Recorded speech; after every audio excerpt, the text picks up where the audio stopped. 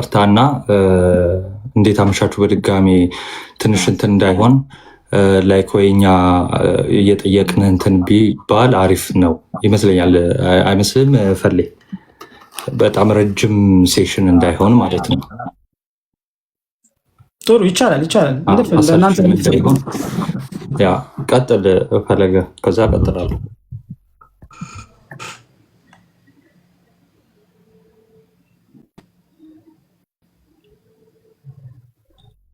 የኔ ኔትወርክ በጣም እያዘኝ ስለሆነ ናቱዬ እናንተ ትንሽ ሰዓት አውሩና ለእኔ ትንሽ ደቂቃ ሰጡኝ። ከዛ በኋላ ቀጥላለሁ። ኔትወርክ እያዘኝ ስለሆነ ቀጥል ናቱ አንተ። እሺ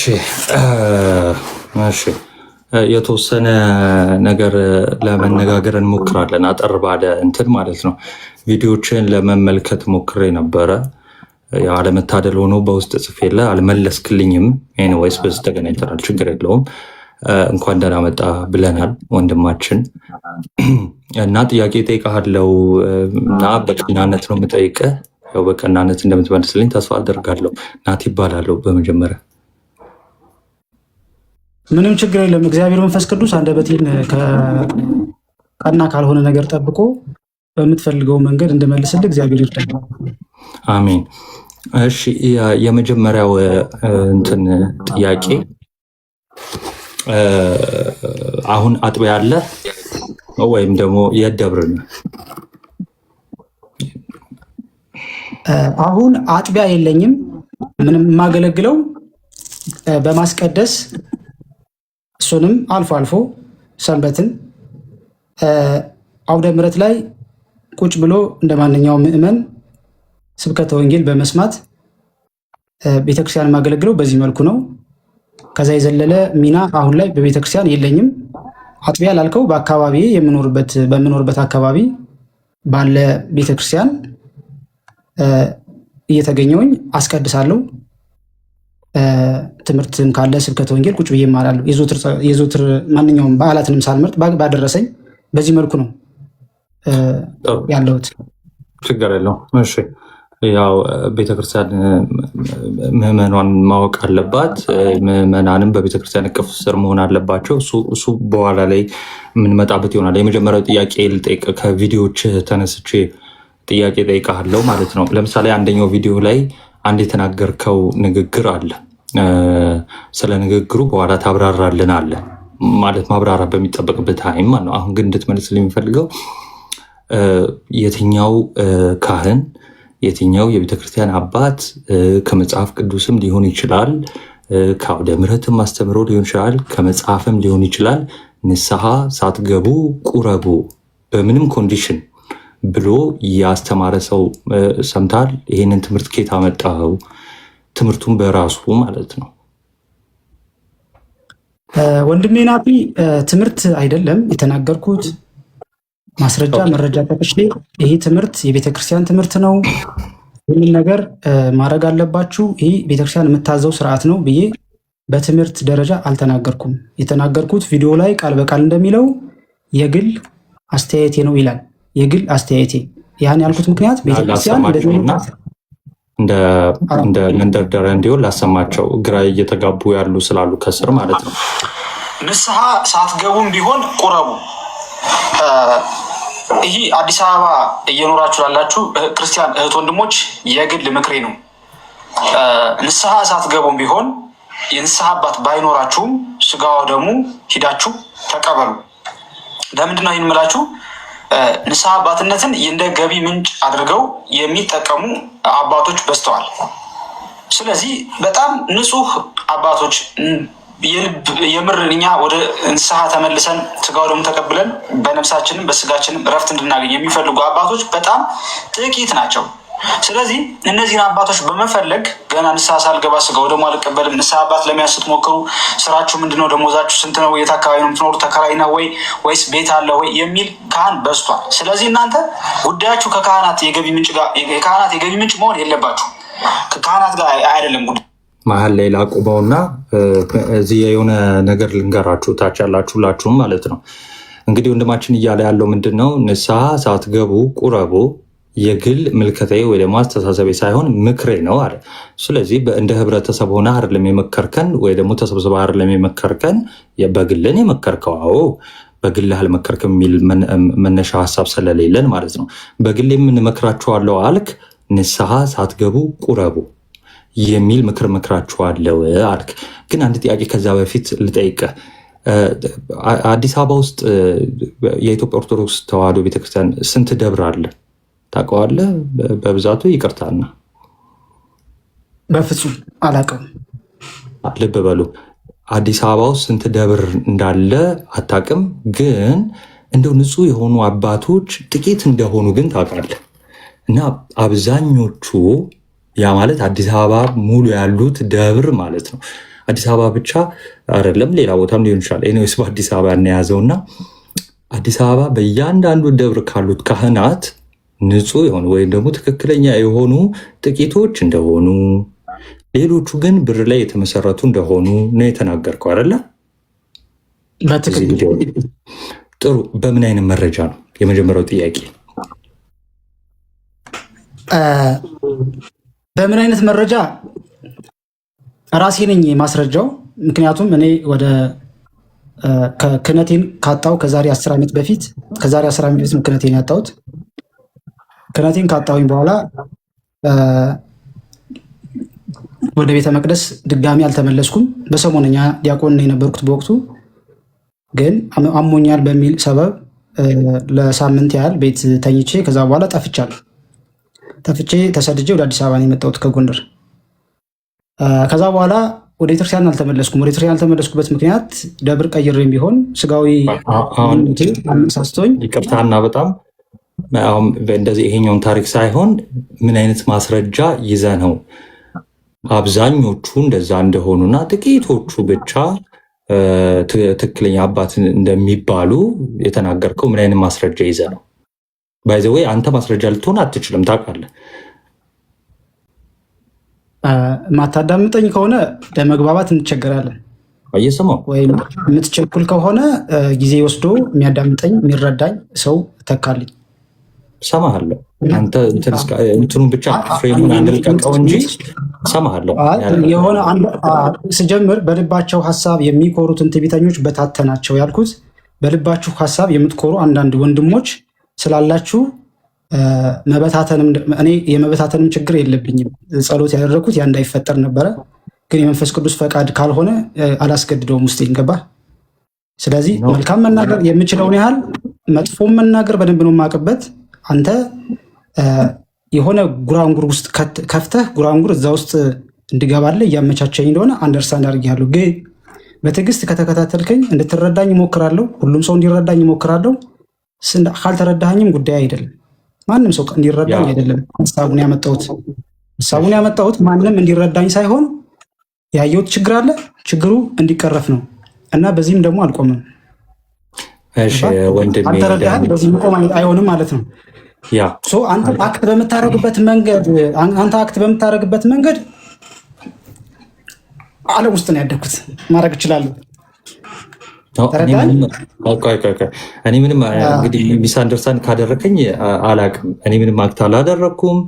ምንም ጉራንጉር ውስጥም እንዳልከው አይደለም። ምንድነው ፍሬሙን አንልቀቀው ነው። ፍሬም አንልቀቅ ማለት አየህ፣ እታች ላለ ሰው አሰልችም ይሆናል።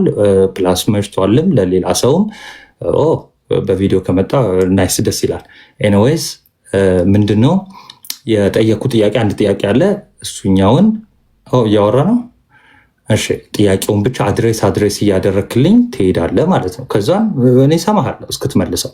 ሰው ጥያቄን አድሬስ የምታደርግልኝ የምትመልስልኝ ከሆነ ተግባብተን በቃ ሰው መረዳት ያለበትን ይረዳል። አንተም ታይም መሰጠት ካለበት ደግሞ መጨረሻ ላይ እንትን እንድትል ይደረጋል ማለት ነው። ስለዚህ የመጀመሪያው ጥያቄ ምንድን ነው? ከመሀል ነው የጀመርኩት። በጣም አጭር ነው።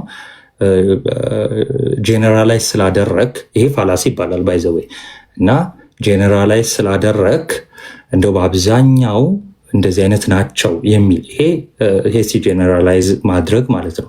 እንዲህ ስላደረግ በምን አይነት ማስረጃ ነው የሚል ነው። በነገራችን ላይ ይህን ጥያቄ አልመልስም ማለትም ይቻላል። ኦኬ ምንም ችግር የለውም። እናንተ እንደምታስቡ ስላልሆንኩ ማለት ነው። አሁን ጥያቄ ይሄ ነው። በምን አይነት ማስረጃ ነው? ሚዩት ነህ ሚዩት ነህ። ሶሪ ጉዳዬ ስለ ማስረጃ ስለ መረጃ አይደለም። ለምን ይህን አልክ? ለተናገርኩት ነገር ኃላፊነት ወስዳለሁ። እኔ የተናገርኩበት ምክንያት አለኝ። ዝም ብዬ በደመነብስ አይደለም፣ አስቤበት ነው የመጣሁት። ይህን ቃል ከመናገሬ በፊትም በተቻለ መጠን ጸሎት አድርጌበታለሁ።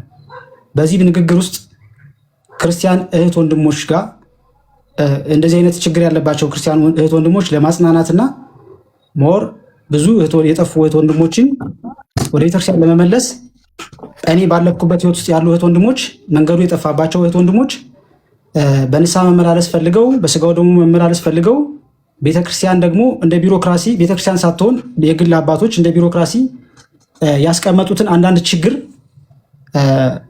በማንሳት ያየሁትን በውስጥም የደረሰኝን በማንሳት ይህ ነገር እንዲቀረፍ እና ወንድሞች በነፃነት ክፍት በሆነ መንገድ ያለምንም መደናበር ንስሐ ገብተው ወደ ስጋው ደግሞ እንዲቀርቡ ካለኝ መሻት የተነሳ እንጂ ሌላ ዓላማ አንግቤ አይደለም የመጣሁት። አንደኛ።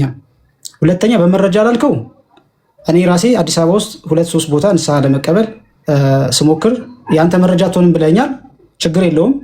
አንተ ጥናት አድርግበት። ጊዜ ወስደህ እኔ የተናገርኩትን ችግር አለ የለም የሚለውን ጥናት አድርግ። ይህን ጉዳይ ቤትህን ከፍተህ ምዕመናንን አስገብተህ እኔ ትላንትና በእኔ ቤት ገብቼ ብዙ ምዕመናን ገብተው ይህ ችግር አለ እኔም ጋር ደርሷል የሚሉ በጣም በርካታ ምዕመናን አሉ። ንስሐ ለመቀበል ሂደው ንስሐ አባቶቻቸው ግን በትክክል ንስሐ አባት ስላጡ አንደኛ፣ ሁለተኛ ደግሞ ንስሐ የሚሰጣቸው አባት በማጣታቸው ምክንያት ተመልሰው ወደ ሱስ የገቡ ምዕመናን አሉ። ተስፋ ቆርጠው ማለት ነው።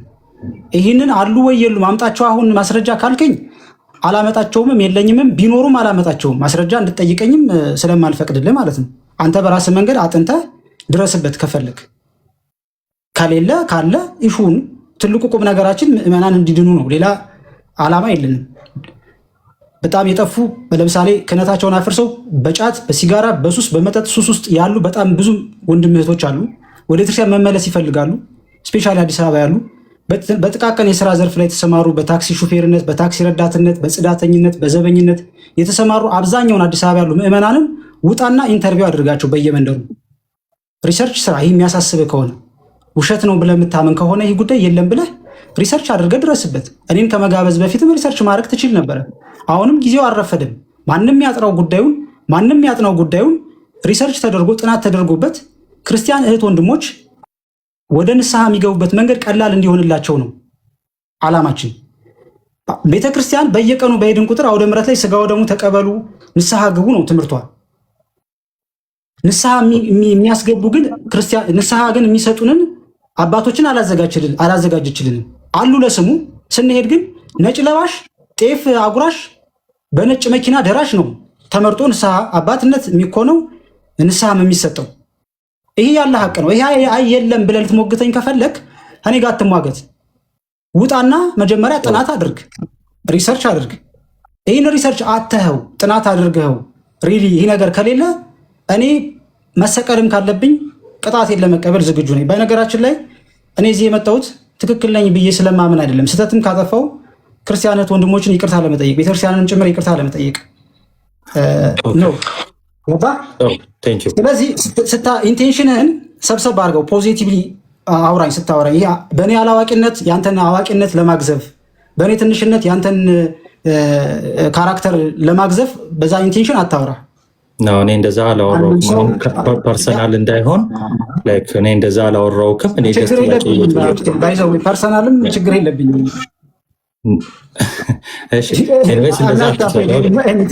ችግር የለውም። እታች ያለው ሰው ስለሚያቀኝ እኔ ችግር የለውም። ኤኒዌይስ እኔ ጥያቄ ብቻ ነው የጠየቁት። ዛሬ ነው የማውቅና ከአንደበቴ ነው አንተን አላውቅም። ወይ ሜይ ቢ አነጋገረኝ ስላላወቅኩ ይሆናል። ኤኒዌይስ ችግር የለውም። ሶሪ የሚያስከፋ ነገር ከተናገርኩ። እሺ ወደ ሁለተኛው ጥያቄ ሲሄድ ኢቨን ሪፍሌክት እያደረግኩ አይደለም በመልስ ላይ በነገር ላይ ኢቨን ያን ያህል ማለት ነው። እሺ በሁለተኛ ደረጃ ባነሳኸው ችግር ብለህ ባሰብከው እንደ መፍትሄ ያቀረብከው የቤተክርስቲያንን አስተምህሮ 100% ይኸው በድፍረት ነው የምነግርህ 100% የሚቃረንና የተሃድሶ እንቅስቃሴ ነው። እሱም ምንድን ነው? ለምሳሌ እንደዚህ አይነት አባቶች ስላሉ እና እና እንደዚህ አይነት አባቶች ሲያጋጥሟችሁ ሆነም ባያጋጥሟችሁም ዝም ብላችሁ ቁረቡ የሚል አስተምህሮ ከመናፍቃን በኩል እንጂ ከቤተ ክርስቲያን አይደለም። ስለዚህ ይሄንን ትምህርት ወይ ደግሞ ይሄንን ሀሳብ ኬት አገኘው? የትኛውን? ከቤተ ክርስቲያን ካልሆነ የቤተ ክርስቲያንን ነገር ወክለም ልትናገር አትችልም። ስለ ቤተ ክርስቲያንም ልታወራ አትችልም። አሁን ይኸው ስለ ንስሐ አባት እያወራ ነው፣ ስለ ቁርባን እያወራ ነው። ያ ማለት ስለ ቤተ ክርስቲያን እያወራ ነው ማለት ነው። ስለ ቤተ ክርስቲያን እያወራህ ሄዳችሁ ንስሐ ሳትገቡ ቁረቡ የሚልን ንግግር ድፍረቱንም እንደገና ንግግሩንም ኬት አግኝተው ነው? ድፍረት ላልከው ድፍረት አይደለም፣ ለአንተ ነው ድፍረት። በአንተ አገላለጽና በአንተ ዙሪያ ላይ ላሉ ሰዎች ድፍረት ሊሆን ይችላል። ለእኔ ግን ድፍረት ማለት ንስሐ ሊቀበል ወደ ቤተክርስቲያን የሄደን ወጣት ምን አለህ፣ ስንት ነው ደሞዝህ በሚል ተልካሻ ምክንያት የዛሬ ወርና የዛሬ 2 ወርና እያሉ ንስሐ ባለመስጠት ምዕመናን ከቤተክርስቲያን እንዲርቁ ማድረግ ነው ድፍረት ለኔ እንጂ ለምን ገፋችሁን፣ ለምንድነው ንስሐችንን ማትቀበሉ ብሎ ቤተክርስቲያንን መሞገት መጠየቅ፣ ይህ ድፍረት አይደለም። ሌላው ይህ ትምህርት ላልከው ትምህርት አይደለም ብዬ ደጋግሜ ነግሬያለሁ። የኢትዮጵያ ኦርቶዶክስ ተዋሕዶ ቤተክርስቲያን በዶግማዋን ወደ ትምህርቱ ከማለፍ በፊት ድፍረቱ ላይ ጥያቄ ምንድን ነው? ለምሳሌ አንድ ሰው እንዲገጠመኝ ብሎ በውስጥ ያወራኸው ወሬ አይደለም ይዘን የመጣ ነው። አሁን አንተ አውት ኦፍ ኖዌር ብቅ አልክና ምንም የሚል ቪዲዮ የሰራው ቪዲዮ ለ2 ሰዎች ለ3 ሰዎች አይደለም፣ ቲክቶክ ሲጠቀሙ ለሚያዩት ክርስቲያኖች ነው የሰራኸው። አንደኛ ነገር አሁን ከንግግርህ እንዳየሁት እንደዚህ አይነት ድፍረት የሚባለው እነሱ ምናልባት ይሄ አንተ አመለካከት ነው እነሱ ላይ ያለህ ወይም ንስሐ አባቶች ላይ ያለህ አመለካከት አንተ ያለህ አመለካከት እንጂ ሌላው እንደዛ ስለሆነ በድፍረት ወደ ቁርባን እቀርባለሁ የሚል ኤኒዌይስ ኦኬ። ወደዛ ከመሄዴ በፊት ድፍረት የምለው የትኛው መሰለ? ቅዱስ ቁርባን እሳት ነው። ኦኬ በቅዳሴያችንም እንደሚናገረው መጽሐፍ ቅዱስም ሐዋርያው ቅዱስ ጳውሎስ አንደኛ ቆሮንቶስ ላይ እንደሚናገረው ምዕራፍ 10 ሰው ራሱን መፈተን አለበት ይላል። በቃ ይላል ሰው አንተ መተህ ኖ ራሳችሁን ሳትፈትኑ ቁረቡ ካልክ ትልቅ አመፅና ድፍረት ነው። ድፍረት ብቻ አይደለም አመፅ ነው። አመፅ ማለት የእግዚአብሔር ቃል ላይ ማመፅ ማለት ነው። ኦኬ ሰው ድፍረት ብቻ አይደለም። አሁን አንተ የመለስክልኝ መልስ ምን መሰለ? ዩቱብ ፋላሲ ይባላል። አንተን ድፍረት ብዬ ስጠይቅህ ኖ ድፍረት የነሱ ነው አልከኝ። ኖ የነሱን አልጠየቅኩም። ኦኬ አንተ ኦኬ አሁን ስልጣነ ክህነት ከሌለ ቤተክርስቲያን አስተምርልኝ ካላለች የግል ሀሳብህን አስተምሮ ስለሆነ ነው። ይሄ ንስሐ አባት ንስሐ ኑዛዜ አስተምህሮ ነው። እኛ ጋር ኦኬ አስተምህሮ ነው። የቤተክርስቲያን ሃይማኖት ነው። ሃይማኖት ነክ ነገር ወጥተህ በድፍረት ተቃራኒውን መናገር ይሄ ድፍረት ነው አይደለ? እሺ ድፍረት መሆኑን እንዳምንልህ ነው የፈለገው? አዎ ልክ ነው፣ ድፍረት ነው። ስለዚህ ትልቅ ድፍረት አድርገሃል ማለት ነው። አድርጌያለሁ። ጎበስ። እሺ ያው ኢንድ እንደዚህ ያመንካቸው ነገሮች መጨረሻ ላይ በይቅርታ እንትን እንደምትል ነው። በጣም እንደተሳሳትክ ቪዲዮ ብትሰራ እኛ መታች ያለነው ክርስቲያኖች እንወዳለን። ይሄ በንጹህ ልብ የምነግርህ ነገር ነው። በጣም ትልቅ ስህተት በነገራችን ላይ ሳየው አልቻልኩም። እዚህ ላይ የራሴን ሀሳብ ላስቀምጥና በጣም ነው የተናደርኩት። ከምን አንጻር መሰለ? ከአንተ አለማወቅ አንጻር አይደለም። ኦኬ ኮመንት ላይ ከሆነ በአንተ ንግግር የተሳሳቱ ሰዎች አሉ። 1 2 3 ሰዎች ለመመልከት ሞክሬያለሁ። ኦኬ ስለዚህ ያ በጣም እርማት የሚፈልገው ነገር ነው። አስተምሯችንን የሚጥስ ነገር ስላደረግ ሰውን ቤተክርስቲያንን ይቅርታ እንትን ማለት አለበት። ሶስተኛው ምን ስትናገር ሰምቻለሁ? የኔ ቢጤዎች ልብሳቸው ስለቆሸሸ በዛ ምክንያት ንስሐ አባት የላቸውም አልከኝ። ለዚህ መረጃ አለ? አንደኛው ቪዲዮ ላይ እንደዛ ስትናገር ሰምቻለሁ። ማሰማት ትችላለሁ። እንግዲህ ይህንን ከስር ለሚያዳምጡ ይህ ችግር ለደረሰባቸው ሰዎች እንደሚረዱኝ ስለማምን፣ ምክንያቱም አንተ ምናልባት የተመቻቸ ጊዜና ቦታ ላይ ስለሆንክ እኛ ባለፍንበት መንገድ አላለፍክ ይሆናል። ሰደ የመጣህ ሰው ላትሆን ትችላለህ። ድሉ ገጥሞ በእድሜም ትንሽ ነህ፣ ገና ልጅ ነህ። ብዙ ያየኸው ነገር እንደሌለ ያስታውቃል። እኛ ያየን ይህ ደረሰብን ቤተክርስቲያን አባቶች እንደ ምእመን ውጭ ሆነን ስንኖር የደረሰብን ሰዎች የደረሰባቸው ሰዎች ይረዱኛል። እኔ ይሄ ለደረሰባቸው ሰዎች ነው መልክቴ፣ ለእንደናንተ ቤተክርስቲያን ላላችሁ እህት ወንድሞች አይደለም። ወይም ይሄ ነገር ለተመቻቸላችሁ ይህ ችግር ላልገጠማችሁ አንተ ምናልባት የቤተሰቦችን ንስሐ አባትም ጭምር እንዳያስክ ባለህበት ሁኔታ ላይ ልትሆን ትችላለህ። ያለው ከደብር ከአጥቢያ አልተነቃነክም ይሆናል። ብዙ ተሰደው ከገጠር መጥተው የዕለት ጉርስ ለማግኘት ብዙ የምንንከራተት እህት ወንድሞች አለን አዲስ አበባ ውስጥ። እኛ ግን ቤተክርስቲያን እንደ ንስሐ አባት ለመያዝ ፈተና ሆኖብናል፣ ፈተና ገጥሞናል። እና እባካችሁ ቤተክርስቲያን ያላችሁ አባቶች ይህ ነገር ተገቢ አይደለም ብለን ስንመጣ ማድረግ የነበረባችሁ እናንተ ብዬ የማስበው እኔ ይህ ነገር አለ እንዴ ይህ ችግር አለ እንዴ ብላችሁ ቀርባችሁ ችግራችንን ለመፍታት ወርዳችሁ ወጣቱ ላይ እስኪ ውጣና መንገድ ላይ እኔ ከ10 ሰው መንገድ ላይ ዝም ብለህ ከሚሄድ ወጣት ክርስቲያኖች ጠይቅ እስኪ ንስሐ አባት አለ ብለህ ወጣቶቹን ስፔሻል ብትጠይቅ ንስሐ አባት ካለው ይልቅ የሌለው ይበዛል። እኔ ክርስቲያኖች ያለ ንስሐ አባት ሲቅበዘበዙ ማየት ስላላስቻለኝ ነው ይህን ጉዳይ ወደ መድረክ ያመጣሁት። በድፍረት ለምን አመጣኸው ላልከው ምናልባትም በዛ መልኩ ባልመጣ ኑሮ እናንተ ጋር ደርሰን ይህን ጉዳይ ለቤተክርስቲያን እንዲደርስ ማድረግ አንችልም ነበረ። ቤተክርስቲያን ከደረሰልን ዘንዳ ደግሞ ከተረዳችሁን እናንተ ቢያንስ እንኳን ይህን ነገር ለማስተካከል እኔም ይቅርታ መጠየቅ ባለብኝ ጥፋቴ ይቅርታ ጠይቄ ግን ጉዳዩ እንዳለ ቢያንስ የኔ ዓላማዬ አልሳሳትም አይደለም አልተሳሳትኩምም አይደለም። ኦፍኮርስ ተሳስቻለሁ፣ ትልቅ ጥፋት አጥፍቻለሁ፣ አውቃለሁ። ሆን ብዬም ነው ያደረግኩት ያንን። ግን ትልቁ ታርጌቴ ራሴን መስዋዕት አድርጌ ቢያንስ እንኳን ንጹህ ክርስቲያን እህት ወንድሞች በአዲስ አበባ ከተማ ውስጥ ስፔሻል እየተቀበዘበዙ ያሉ አባት አጥተው በየጫት ቤቱ በየስጋራ ቤቱ እየተቀበዘበዙ በየመጠጥ ቤቱ ያሉ ክርስቲያን ወንድሞች ወደ ቤተክርስቲያን እንዲመለሱ በተለያየ በወረደ ስራ ላይ ያሉ ቅድም ተናግሬያለሁ። በትንንሽ የገቢ ምንጭ ላይ ያሉ ክርስቲያን ወንድሞችን እየዞርክ ጽዳት የሚሰሩ ጥበቃ የሚሰሩ ክርስቲያን ወንድሞችን አንተ አጣራ በግል። ይህ ችግር ከሌለ ሪሊ እኔ ደስ ይለኛል። ከዚህ ጋር በጣም ቅድም ደጋግመህ ስለተናገርከው የገቢ ምንጭ ትንሽ ነውና ንስሐ አባት አልሆንም ያለህ አባት አለ። የገቢ ምንጭ ትንሽ ነውና ባይዘዌ አድራሻውንም እጠይቅሃለሁ ኮንታክት አደርገዋለሁ ማለት ነው። እና ከዛ በኋላ ለምእመኑ አሁን እዚህ ውስጥም ላሉት ከዚህ አሁን ስለመሸነው ብዙ ሰው ይመጣል ላይ ብቻ ከሁለት ሰው በላይ ሊመጣ ይችላል። ይፋ ማወጣው ይሆናል። የገቢ ምንጭህ ትንሽ ነውና ንስሐ አባት አልሆንህም ያለህ ሰው አለ? ያለህ ንስሐ አባት አለ? ይቅርታ የካህን ልጅ ነህ? አባትህ ቄስ ናቸው? ይቅርታ ቄስ ነህ አንተ ራስህ? ነው ክህነት አለኝ እኮ ዲያቆን ነህ ነው? የምን ክህነት ነው? የዲቁና ክህነት ነው? የቅስና ክህነት ነው? ወይስ የጵጵስና ነው?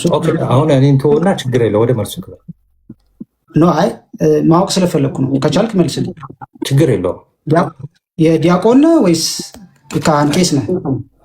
እሺ እኔ የዲቁና ክህነት አለኝ። የዲቁና አይ ክህነት ሲባል ጀነራል ምንድነው? ደሞዝህ እንዳትረሳው ማለት ነው። ደሞዝህ እዮባን አስገባው ፈልይ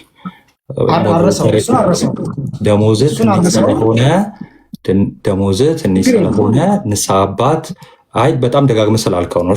ንስሐ አባት አልሆንህም ያለህ ካህን አለ? እመልስልሃለሁ። ይቅርታ የጠየኩህ ካህን ወይ ብዬ እኔ ችግር የለብኝም። ካህን ባትሆንም ስለ ቤተክርስቲያን ቀናይነት መሟገት፣ መከባከር፣ መማማራችን መጥፎ አይደለም።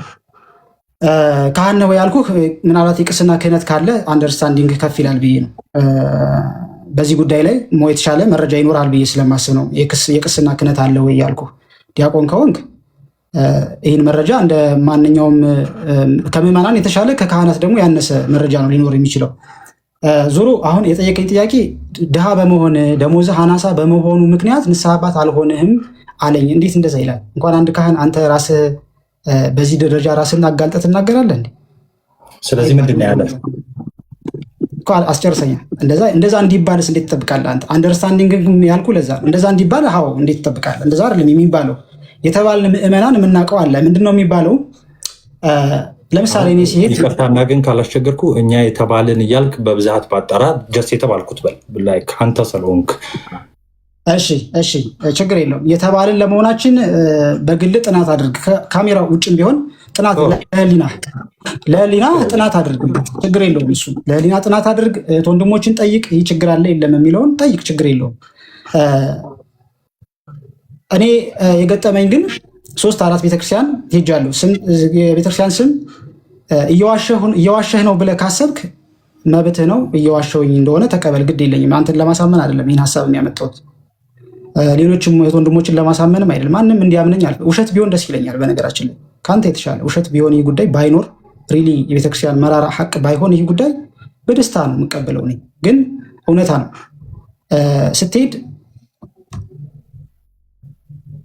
ንስሐ አባት እንዲሆኑ ትጠይቃለህ። ንስሐ አባት እንዲሆኑ ስትጠይቅ ስም ማን ነው ትባላለህ፣ ትናገራለህ። መጽሐፍ ስም ማን ነው ትባላለህ፣ ትናገራለህ። ከየት ነው የመጣኸው? እዚህ ተወላጅ ነው ወይ? አይደለም ከዚህ ከአካባቢ ነው የመጣሁት ትላለህ። ስራ አለህ ወይ ትባላለህ። ከሌለ የለኝም ልትል ትችላለህ። ካለህ አለኝ ትላለህ። ኦኬ ስራ ካለህ ስንት ነው? ምን ያህል ታገኛለህ ይሉሃል።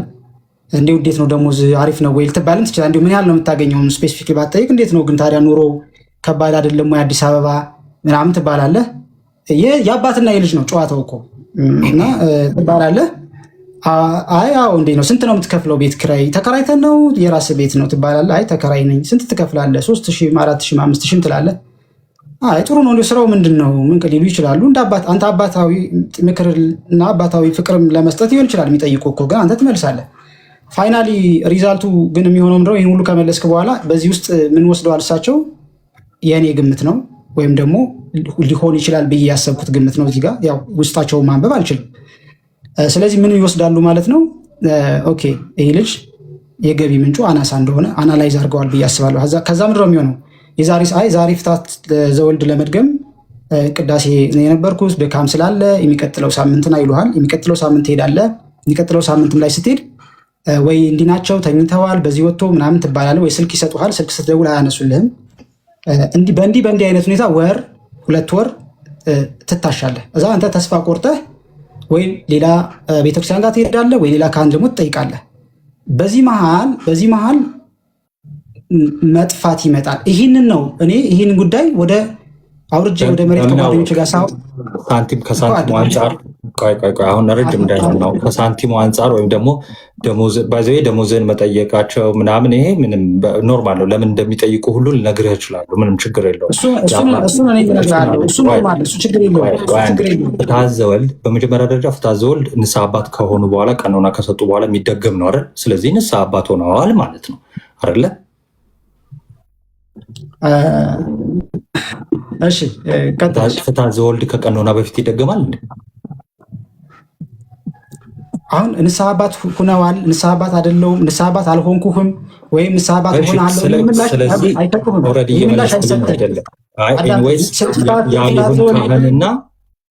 እና አልሆንህም አላሉህም ማለት ነው። ሁለተኛ ነገር አሁን የመጨረሻው ጥያቄ ምንድን ነው? አሁን እሳቸው ዛሬ ደክሞኛል፣ ለፍትሐ ዘወልድ ማለት ነው። ዛሬ ደክሞኛል፣ አልተመቸኝም ወይ ስልክ ያላነሱት በገንዘብ ምክንያት መሆኑን በምን አወቅ? ለምንድን ነው ይህን ያልኩት? ይህ ነገር አንደኛ አንድ ምዕመን ላይ ብቻ አይደለም፣ በጣም በርካታ እህት ወንድሞች ይህንን ጉዳይ ስናወራ በእኔ ዙሪያ ያሉ እንግዲህ ያገኘሁት ስለሆነ ነው ወደ ሚዲያም ላመጣው። የዛሬ 3 ዓመት ነው እኔ የተመለስኩት ቤተክርስቲያን። በምን አወቅ? እሱን ትነግረኛለህ። በምን አወቅ? ለምን ይሄኛውን ጥያቄ እንጠይቄ ወደ ወንድሞች ማለፍ ስለምፈልግ ነው። እሺ በምን አወቅ? በገንዘብ ምክንያት አንተ ድሃ እንደሆንክ ስላወቁ ስለ ድህነትህ ወይ ደግሞ ገንዘብ ስለሌለ እንደዛ አሉኝ ብለህ በምን ማስረጃ ነው? በምን አወቅ? ሎጂካሊ ስናስብ እንደዚሁ በቀጥታ ስናስብ አንድ ንስሐ ለመቀበል ወደ ቤተክርስቲያን የሄደን ክርስቲያን እሰየው ልጄ እንኳን ደህና መጣህልኝ ብሎ ንስሐ አባትህ ሆናለሁ፣ አይዞህ በርታ፣ ድክመት ነው ሆነውማ ቀኖና ሰጥተው ፍትሐ ዘወልድ ላይ ደርሰዋል። ፍትሐ ዘወልድ ነው ያልከኝ። እኔ ሳወራ የምታወራ ከሆነ ወይም ወደ ራስ አቅጣጫ እንድመጣለህ ወደ ምቾት ወደ ኮንፈርት እንድመጣለህ ከሆነ ስለዚህ የመጨረሻውን ጥያቄ አሁን አሰልቺ እንዳይሆን በቃ የመጨረሻውን ጥያቄ ልጠይቅህ ኤኒዌይስ ምክንያቱም የለህም ማስረጃ የለህም። ስለዚህ አሰልቺ ነው የሚሆነው ማለት ነው። እኔ ጉዳይ አይደለም አልኩህ እኮ አንተን ለማሳመን አይደለም ጉዳዩን ያመጣሁት፣ ወይም ሌሎችን ክርስቲያኖች ለማሳመንም አይደለም። ለማሳመን አይደለም። እሺ ለመጠቅለልና ወደ መጨረሻው ጥያቄ ለመሄድ ከዚ ወንድሞቹ ይቀጥላሉ። ለመጠቅለል ያህል በድፍረት ወጥተህ ሰዎች ከንስሐ ውጭ ወደ ቁርባን እንዲቀርቡ የተናገርከው ትልቅ ስህተት መሆኑን አምናሃል። ትልቅ ድፍረት ነው እሱ። እንግዲህ ቪዲዮ እንጠብቃለን ጠዋት ለቤተክርስቲያንም እንደገና ምዕመናን ስለተሳሳቱም ያንን ጠቅሰህ በዛ ንግግር ስለተሳሳቱ ይቅርታና ያ የቤተክርስቲያን አስተምሮ እንዳልሆነ እንግዲህ ትናገራለህ። እሱኛውን ማለት ነው። ሁለተኛው ድሃ ወይም የኔ ቢጤ ልብሱ ስለቆሸሸ ምክንያት መሆን የለበትም። ስለዚህ ምክንያት ነው ብለህ የተናገርከው ማስረጃ የለም። አብዛኞቹ እንደዚህ ናቸው፣ አብዛኞቹ ንስሐ አባቶች እንደዚህ ናቸው፣ ደሞዝ ይጠይቃሉ። በነገራችን ላይ ደሞዝ ለምን እንደሚጠይቁ ምናምን ልንገራችሁ። አንደኛ ነገር ንስሐ አባት ስትሆኑ ማነው ንስሐ አባት ስትይዙ፣ ለምሳሌ አንደኛው ከቀኖና ስግደት፣ ጾም ነው። እናንተ የምታውቁት ለምሳሌ የገንዘብ ምጽዋት ሊታዘዝላችሁ ይችላል። ለሰዎች መስጠት ሊኖርባችሁ ይችላል። ኢንካማችሁን ማወቃቸው ለምክራቸውም ወይ ደግሞ ላላችሁበት ስቴትም ሊጠቅማቸው ይችላል። ኦኬ። እና ግን እንደው ሰዎች ሰው ነን እና ሰው ሊሳሳት ይችላል። ኦኬ።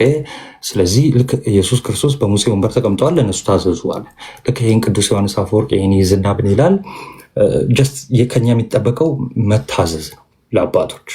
ከዛ ግን እነሱን አይሆንም ብለን ከነሱ ልንርቅ የምንችለው ከአስተምህሮ አንጻር ሲሳሳቱ ነው። ኦኬ። ልንወቅስ የምንችለው ማለት ነው። ልንወቅስ የምንችለው ከዛ አንጻር ነው። ወንድማችን አዲስ አበባ ላይ ወይም ደግሞ የትኛውም ኢትዮጵያ ውስጥ ያለ የኢትዮጵያ ኦርቶዶክስ ቤተክርስቲያን የሰበካ ጉባኤ መታወቂያ የለውም። ያ ማለት ቤተክርስቲያን አታውቀው፣ ወንድማችንን ማለት ነው። ቤተክርስቲያን አታውቀው። ሰበካ ጉባኤ መታወቂያ ስል ይገባችኋል ሁላችሁም ማለት ነው። ቤተክርስቲያን የማታውቀው ሰው የሆነ ሰዓት ወጥቶ የራሱን የግል ምልከታ በኦርቶዶክስ ስር ወይ ደግሞ በኦርቶዶክስ ስም ማስተላለፍ ከባድ ነገር ነው። ያንን አይቻለሁ። ሌላው ስንት አድባር አዲስ አበባ ላይ እንዳለ የማያውቅ ሰው ስንት አድባር ነው ያልኩት፣ ስንት አጥቢያ ወይ ደግሞ ስንት ደብር እንዳለ እንኳን የማያውቅ ሰው ስለ አዲስ አበባ ስላሉ ካህናት ጄኔራላይዝ አድርጎ አብዛኛው እንዲህ ናቸው፣ ይሄ ከባድ ስህተት ነው አይባልም። ሎጂካል አልከኝ። ንስሐ አባት የያዝካቸው ሰው ካህን ለፍትሐ ዘወልድ ስደውልላቸው አልተመቻቸውም፣ አልተመቸኝም አሉ። ከቅዳሴ ነው የወጣሁት አሉ። በነገራችን ላይ ሎጂካል እሳቸው ናቸው፣ አንተ አይደለም። አንተ ሎጂካል አትባልም። ሎጂካል ማለት ቢያንስ ምክንያታዊነት ሪዘነብል መሆን ማለት ነው። ቢያንስ እሳቸው ሪዝን አላቸው። አየህ ላይመቻቸው ይችላል። ያ ቅዳሴ ያደክማል ከቅዳሴ ሲወጡ። ስለዚህ አንተ ግን ምን አይነት እንትንን ወሰድክ? ጠቅለል አድርገህ በዚህ ምክንያት ነው የሚልና ስም ማጥፋትን ያንን ሀሳብ ወሰድክ ማለት ነው። ስለዚህ እነዚህ ነገሮች ከተቻለ አሁን ወንድሞች የሚነግሩ ነገር ይኖራል። ያንን ታስተካክላለህ፣ ትታረማለህ።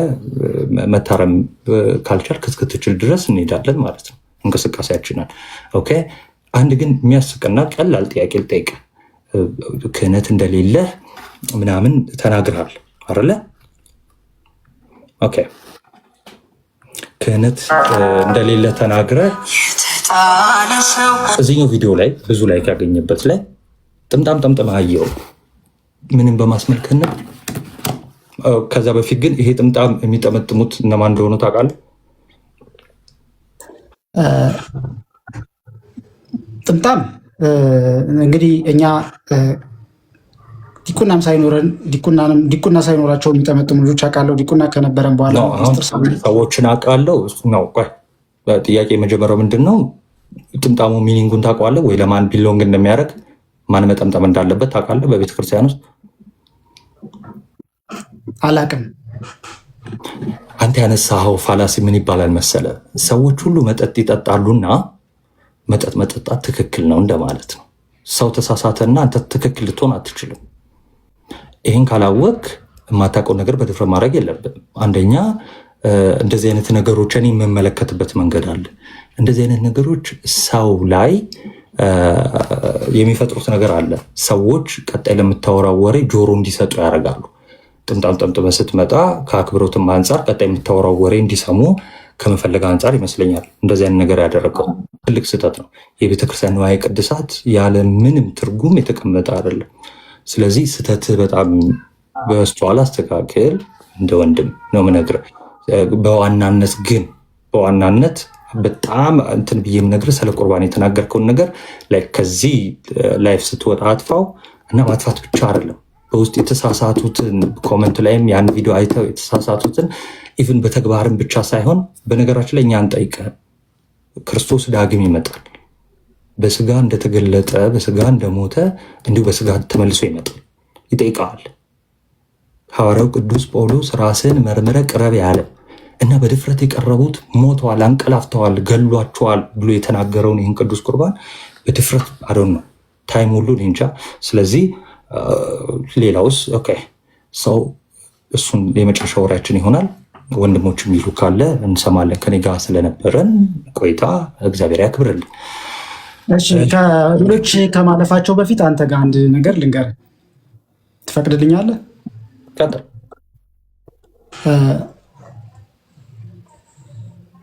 እንደ እግዚአብሔር እንደወድህ ይርዳኝ በእውነት። ለምን አንተ ጋር ፍቅር እንደሌለ አይቻለሁ። ለእኔ አጥፍቼ እንኳ ብመጣ በፍቅር አልተቀበልከኝ። ይልቁንም በመጽሐፍ ቅዱስ አኩርፎ ወንድሙ ጠፍቶ ተጋሚ ወደ አባቱ ቤት ሲመለስ ፍሪዳ እንዴት የሰበው ፍሪዳ ላይ እንዴት ታርዱለታላችሁ ብሎ አኩርፎ በር ላይ እንደተቀመጠው አይነት ወንድም ነው ያየሁህ። አይገናኝም። ከዛ ይልቅ በደስታ በዛ ይልቅ አጥፍቼ እንኳ ቢሆን እዚህ ጋር እሱ አጥፍቶ አይደለም የመጣው፣ ንስሐ ገብቶ ነው። አጥፍቶ ነበረ፣ ከዛ ንስሐ ገብቶ ተመለሰ። ከዛን እጁን ዘርግቶ አባትየው ፍሪዳ ይታረድለት አለ። አንተ ንስሐ ገብተህ አይደለም የመጣኸው፣ አጥፍተህ ነው። ጥፋት ላይ ነህ። ሰው ጥፋት ላይ ከሆንክ እወቅስሃለሁ። እምወቅስህ ያ በፍቅር ነው። ጥላቻ የለብኝም። ለምን ጠላሃለሁ አላውቅም። ባቅህም አልጠላህ። ግን የተናገርከው ነገር ስህተት ነው። ስህተትነቱ ደግሞ ከምን አንጻር መሰለ? ወንድሞች ከሚያዩት አንጻር ሳይሆን ከአስተምህሮ አንጻር ይሄ የታድሶ ነው።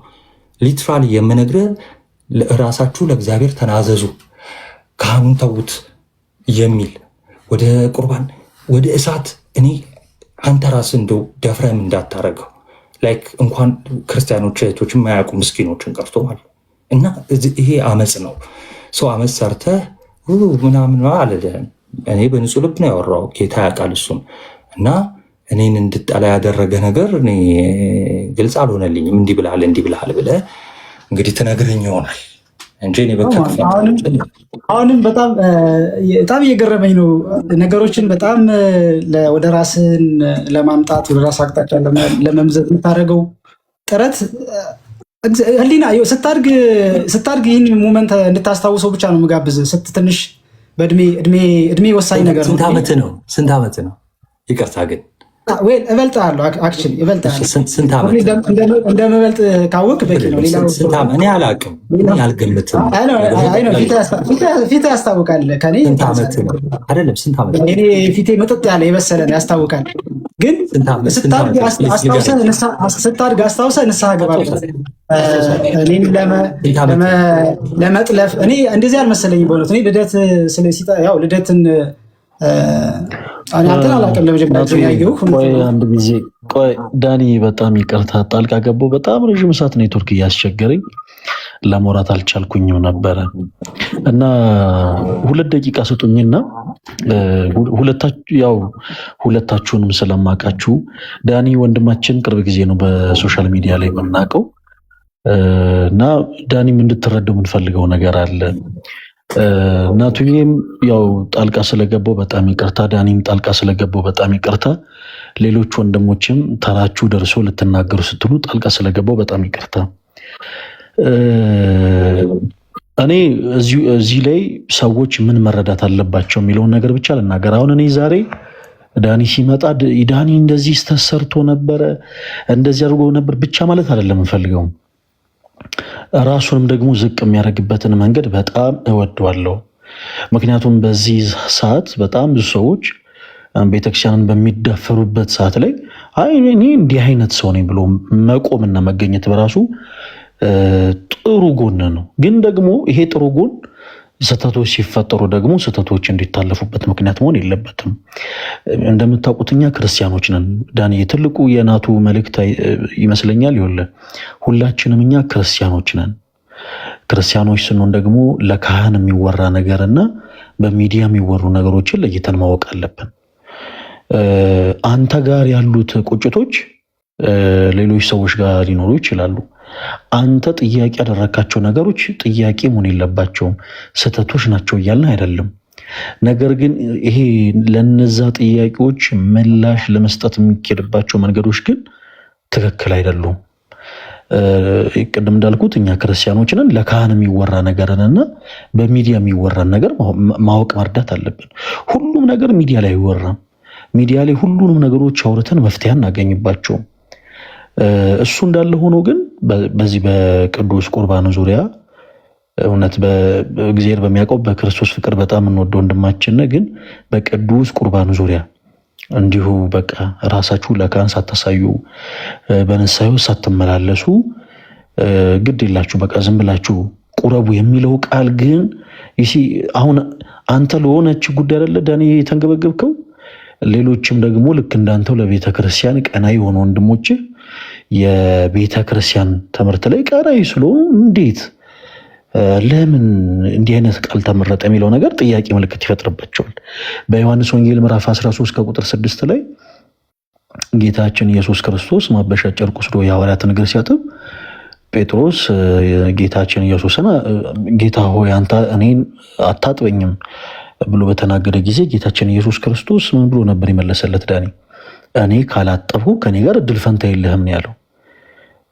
ከነፍስ ድፋምነት ስሜት ሰዎች ራሳቸውን ለክርስቶስ ሳያቀርቡ በንስሐ ሕይወት ሳይመላለሱ ራሳቸውን ለካህን ሳያሳዩ ከነፍስ ድፋምነት ስሜት ነፃ መውጣት አይችሉም።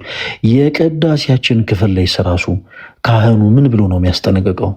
እጆቹን ሲናጻ እንግዲህ ዳኒ በቅዳሴው ጸሎት አንተ ከኛ በፊት በመቅደሱ ያደግኩ ወንድማችንን የቅርብ ጊዜ ነው አገልግሎት የጀመርኩት እና ካህኑ ወጥቶ ምን ይላል? ለኔ ንጹህ የሆነ ከቁርባኑ ይቀበል፣ ንጹህ ያልሆነ ግን አይቀበል፣ ለሰይጣንና ለመለክተኞቹ በተዘጋጀ የመለኮት እሳት እንዳይቃጠል እጄን ከአፋዬ ደፍ ንጹህ እንዳደረግኩ እንዲሁ ከሁላችሁ በደል ንጹህ ነኝ።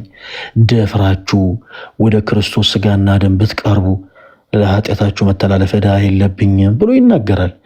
ከዛ ዲያቆኑም ያስጠነቅቃል። ይህን የካህኑን ቃል ያቃለለ ይስሐቅን የተነጋገረ ቢኖር በክርስቶስ ላይ እንደተነሳሳ ይወቅ ይረዳ ብሎ ያስጠነቅቃል። ማለት በቃ የክርስቶስ ቅዱስ ስጋውና ክቡር ደግሞ በጣም ኃያል ነው ማለት ነው። ወደዚህ ደግሞ ስፍራ ስንቀርብ ራሳችንን ንጹህ አድርገን ራሳችን ለካህን አሳይተን መምጣት እንዳለብን ደግሞ ቀደም ባነሳው ላይ መጽሐፍ ቅዱስ ክፍል ላይም እንደገና ደግሞ በቅዳሴያችንም ክፍል ላይም ደግሞ ካህኑ ያስጠነቅቃል። ስለዚህ ዳኒ ተወዳጅ ወንድማችን አሁን የወንድሞችም ትልቁ ሐሳብ ይሄ ሐሳብ እንደው ቢስተካከል። ከዛ ውጭ ግን እኛ ወንድሞች ነን። በእያንዳንዱ ነገር አንተ እንድትከፋ እንድታዝንብን አንፈልግም። ሁላችንም እዚህ ውስጥ ያለነው እህት ወንድሞች በአጠቃላይ ነገም ከነጎዲያ አንተ የተሻለ ቦታ ደርሰ ቤተክርስቲያን ዘርፏ ብዙ ነው። እንደምታውቀው ቅዱስ ጳውሎስ መንፈስ ቅዱስ አንድ ነው፣ የመንፈስ ቅዱስ ስጦቶች ግን ልዩ ልዩ ናቸው ይላል። አንድ ሰው ቤተክርስቲያንን ለማገልገል የግድ ዲያቆን መሆን አይጠበቅበትም። በተለያየ አይነት መንገድ ቅዱስ ቤተክርስቲያንን ማገልገል ይችላል ዳኒ። እና ትልቁ አሁን ወንድሞችም ጋር ቅሬታ የፈጠረው ነገር እቺ የቅዱስ ቁርባኗ ሐሳብ ነች። ሁለተኛው ደግሞ ሁሉም ነገር ሚዲያ ላይ ይወራል። እኛ አሁን ለምሳሌ ስናገለግል ዳኒ በዚህ በቲክታክ ፕላትፎርም እኔ ወደ 4 ዓመት እየተጠጋሁኝ ነው። በጣም ብዙ ፈተና አጋጥሞን ያውቃል። በጣም ብዙ ነገር በጣም ብዙ ፈተናዎች ገጥሞን ያውቃሉ። ግን ሁሉንም ነገር ሚዲያ ላይ ወጥተን እንናገር። ለምንድን? ምክንያቱም ክርስቲያኖች ነን። በሚዲያ የሚወራና ለካህን የሚነገርን ነገር ለይተን እናውቃለን። እና እንዲህ አይነት ነገሮችም ላይ ደግሞ ጥንቃቄ ያስፈልጋል። ለምንድን? ምክንያቱም ድንገት ለሶሻል ሚዲያ አዲስ የሆኑ ሰዎች ይስታሉ። አሁን በዘመናችን አንዳንድ ሰዎች ካህናትን መዝለፍ እንደ አዋቂነት እያደረጉት መጥተዋል። ካህናትን ማማት ምን ቄሶቹ እኮ እንዲህ ያድርገው በዚህ ወጥተው በዚህ ገብተው እንዲህ በቃ ልክ እንደ ጀብዱ የሚቆጠርበት ዘመን ላይ ደርሰናል። ይሄ ደግሞ ፍጹም ስህተት ነው። ማዳበር የለብንም። ሐሜት በራሱ ትልቅ ኃጢአት ነው እና እንዲህ አይነት ነገሮችን ጥንቃቄ ብንወስድባቸው ለማለት ነው። ዳኒ በነገሮች እንድታዝንብን አንፈልግም። እንደው አንዳንድ ነገሮችን እያነሳን የምንነግር እንደው እግዚአብሔር በሚያውቀው በፍቅር እንድትረዳን ስለምንፈልግ ነው። እኔ ይሄንን ካልኩ ምንም ጥያቄም አይደለም፣ እሺ፣ ምንም ምላሽም አይደለም። እንደው ሐሳቧን እንድትረዳት ብቻ ነው የኔ አባት። ሌሎች ወንድሞች ግን የሚያነሱልህ ሐሳብ ካለ በተለይ ደግሞ መዝሙር ያሬድን እወደዋለሁ ስትለኝ ነበረ። ይኸው መዝሙር ያሬድን መጥቷል። አንተ መዝሙር ያሬድን ወዷለሁ እኔን የምትወደኝ መስሎኝ ነበረ፣ ግን ሞራይ መዝሙር ያሬድን ወዷለሁ ስላልክ መጨረሻ ላይ ለሱ እድልን ሰጠና እሱ ወንድማዊ ምክሩን የተለያዩ ሀሳቦችን ያነሳላል። ከዛ በፊት ግን አይ ቲንክ እነ ዮባ እና እነ መምህር ብሩክ አሉ እና ለነሱ እድል እንስጥ። ዮባ እንኳን ደህና መጣ። እንኳን ደህና ቆያችሁኝ። እንዴት አላችሁ? ሰላም ብያለሁ ሁላችሁንም። ሰላም ክርስቶስ ይብዛላችሁ። እግዚአብሔር ይመስገን። እንኳን ደህና መጣ። አሚን አሚን። ቃሎት ያሰማልን ለሁለታችሁም፣ እግዚአብሔር ይስጥልን። የተወሰነች ነገር ለማለት ብቻ ነው። አስቀድሞ እንደ ወንድም ባይገደን ወንድማችን ባንል ለአንተ ሐሳብ ለመስጠት ባልፈለግንም ነበር። ናቱም ጋር የምረዳው እሱን ነው። ወንድሜ ባይል ኖሮ በዚህ ቅንነትና የተሰማውን አንተ ፊት ባልነገረ ነበር። ምክንያቱም እንደ ወንድም ካልታየ ንቆ መተው እኮ ነው። ሶሻል ሚዲያ ላይ ቤተክርስቲያን ሲሳደቡ የሚውሉ እኮ አሉ። ለሁሉ መልስ አንሰጥም አይደለ? አንተም አትሰጥም። ቤተክርስቲያን ሲሳደቡ የሚውሉትን ለሁሉ መልስ ትሰጣለህ? አትሰጥም። ንቀት ትተዋለህ። ወንድሜ ያልከው ግን ሲሳሳት ስታይ ለማረም ትጥራለህ። ይሄ ጤናማ ክርስቲያናዊ ነው። መሆን ያለበትም እሱ ነው። ስለዚህ አንዳንድ ጊዜ ትክክል ነው ብለን ያሰብነው ነገር ስህተት ሆኖ ሊገኝ ይችላል። ምክንያቱም እኛ ነን ልክ ነው ብለን ያሰብነው፣ በሰዎች ዘንድ ስህተት ሊሆን ይችላል። ይሄ ነገር እኮ ከዚህ አንጻር ስህተት ነው ሲባል መቀበል ጥሩ ነው። እኔም ልሳሳት እችላለሁ፣ ሁላችንም ፍጹማን አይደለንምና ማለት ነው። አስቀድሞ እንደዚህ አይነት ትምህርት የለም በቤተክርስቲያን። በቃ ወደ ጌታ ስጋና ደም ስንቀርብ ራሳችንን አንጽተን ነው።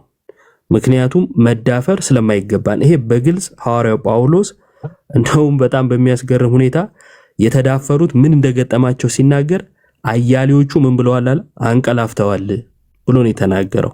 ሳይገባቸው ይህንን ያደረጉ ማለት ነው። ስለዚህ ሰው ሳይገባው እንዲቀርብ መጋበዝ ማለት የጌታን ፍርድ ና ተቀበል እንደማለት ነው። ትክክል አይደለም። አንተም እሱ እንደምትረዳ አስባለሁ። ግን ደግሞ እንደው የሚያጠፉ ሰዎች የሉም ብዬ ደግሞ አልናገርም። የሚያጠፉ ሰዎች ይኖራሉ በቤተ ክርስቲያን ውስጥ፣ እኛ ራሳችንን ጨምሮ በክህነትም ያሉ የሚያጠፉ ሰዎች ይኖራሉ። ግን ስንት ሰው አናግረን የስንቱን ካህን ቃል ይዘን ነው ጀነራል አድርገን በቃ እንደው ወደ ቁርባን ስትቀርቡ ንስሐ አባት አያስፈልግም እንዲሁ ዝም ብላችሁ ቁረቡ ንስሐውን ተውትና ምንለው የሚለው ራሱን የቻለ ጥያቄ ያስነሳል። ለምሳሌ ቅድም ስለተባለ ግን ደግሞ ከተማርክበት በሚለው ነው። ያን ያህል እንደው ድብቅብቅ አድርጎ አንተን አወድሶ ማለፍ ከባድ አይደለም። ግን አልጠቅምህም። አባወድሰ አልጠቅምህም። ስተት ነው ብዬ ያሰብኩትን ብነግርህ እጠቅምሃለሁ። አንተም ለኔ እንደዛ ያን ስለማምን ማለት ነው። ጥምጣም ጠምጥመሃል፣ ክህነት የለህም። ስለዚህ ሁሉ ጠምጣሚ መሆን አለበት ማለት ነው። ቅድም ባነሳው ሎጂክ ካየ ነው። እሱ ብቻ አይደለም። ለምሳሌ አንድ ቪዲዮ ላይ ምን ብለሃል? ስዘምር ይደብርሃል፣ በዘፈን እመጣልሃለሁ ጥጃ ራስ ብለሃል። ስለዚህ ሁላችንም እንዲህ ማለት አለብን ማለት ነው።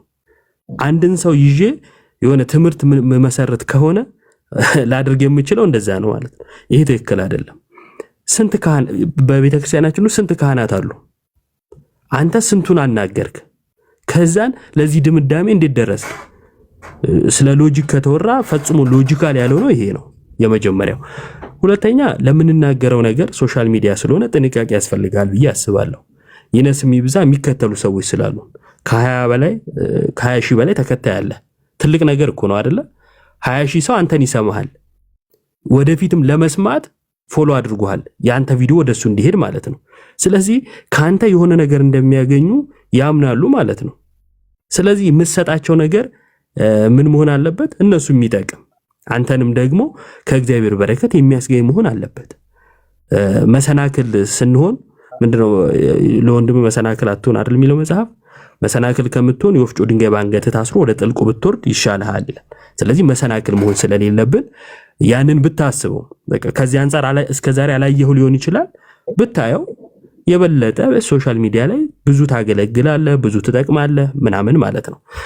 አንድ የመጨረሻ ምንድነው ወንድሜ ቅድም ናቱም ላይ አስተያየት ስለሰጠህ እንደው ከጥላቻ ምናምን መስሎ ፈጽሞ እንደዛ እኔ አሁን ያየው እና ቪዲዮዎችን ያየሁት ምጠላበት ምንም ምክንያት የለኝም። ክርስቲያን በመሆን አንገት ላይ ያለውን ማህተብ ሳይ ግን የሚሰማኝ እንደ ወንድም ነው።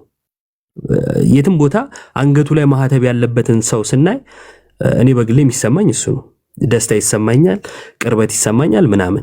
ስህተትን ግን ስህተት እላለሁ እና ምንድነው ለምሳሌ ቪዲዮዎች ላይ አብዛኞቹ ሊፕሲንግ ነው የምሰራው አይደል? መዝሙር ምንድነው መዝሙር ነው የምሰራው፣ ባጭሩ መዝሙር ነው የምዘምረው እና ይህን እንደዚህ አድርገህ ቀጥለ ልክ የሆኑ 10ም ካህን አናገርኩ በል ችግር የለውም ቁጥሩ ማለት ነው። ግን ቤተክርስቲያንና ሙሉ ካህናትን አይወክልም። ዞሮ ሊፕሲንግ ስትሰራ ቆይተ ልክ በእነዚህ ሰዎች አንተ ባልከው ስህተት እንደው ተፈጠረ እንበልና በዛ ስህተት ምክንያት ከዛ ልታስተምር መጣ። ምን አይነት ትምህርት? ከቤተክርስቲያን ውጪ የሆነ ቤተክርስቲያን የማታስተምረውን የግልህን ማለት ነው። ንስሐ አባት አያስፈልግም እንዲህ ስለሚያደርጉ ሰው ዝም ብላችሁ ወደ ጌታ የምትቀርቡበትን ቁርባን ተቀበሉ። ይሄ ትክክል አይደለም እና እስከዛሬ ያላስተማርከውን አሁን ልታስተምር ከመጣ ለኔ እንግዳ ትምህርት ነው። የመጨረሻ ነገር ከመመኑ ዲያቆኑ የተሻለ ክህነት አለው፣ ካህን ነው፣ ለሰማው ይገባኛል። ተሳስቼ ያለው መታረም አለብኝ። በቃ ስህተት ከሆነ ይሄን ነው የምቀበለው። ምዕመኖኜ ወደ ላይ ምንም ቢሆን የግድ ካህን ወይ ጳጳስ ወይ እንደዛ ካልነገረኝ ሊባል አይገባም። እኔ እንደዛ ነው ማምነው። ስለዚህ ናቱ ካህን ነው፣ ዲያቆን ነው። መምህር ብሩክ ዲያቆን ናቸው። ያሬዶ አለ ዲያቆን ነው። ፈለገ ዲያቆን ነው። እዚህ ጋር እንኳን ማለት ነው አሁን ከኔ እነሱ የተሻሉ ስለሆኑ ሲነግሩኝ በቀና ልቦና ብሰማቸው ጥሩ ነው ብዬ አስባለሁ። ግን እንደው ምን የተሻለ ማያውቁ ምናምን የኔ ነው የምነግርህ ምን ያውቃሉ ምናምን ብዬ በንቀት እንትምል ከሆነ ከሰውም በላይ ልብን የሚመረምርና የሚያውቅ እግዚአብሔር ፍርዱን እንደሚሰጥ እኔ አምናለሁ። ያንተን እምነት ባላቅም በዚህ ጉዳይ ማለት ነው። ስለዚህ በትህትና መማማር መሰማማቱ በጣም ጥሩ ነው ብዬ አስባለሁ። እንወድሃለን፣ እናከብርሃለን።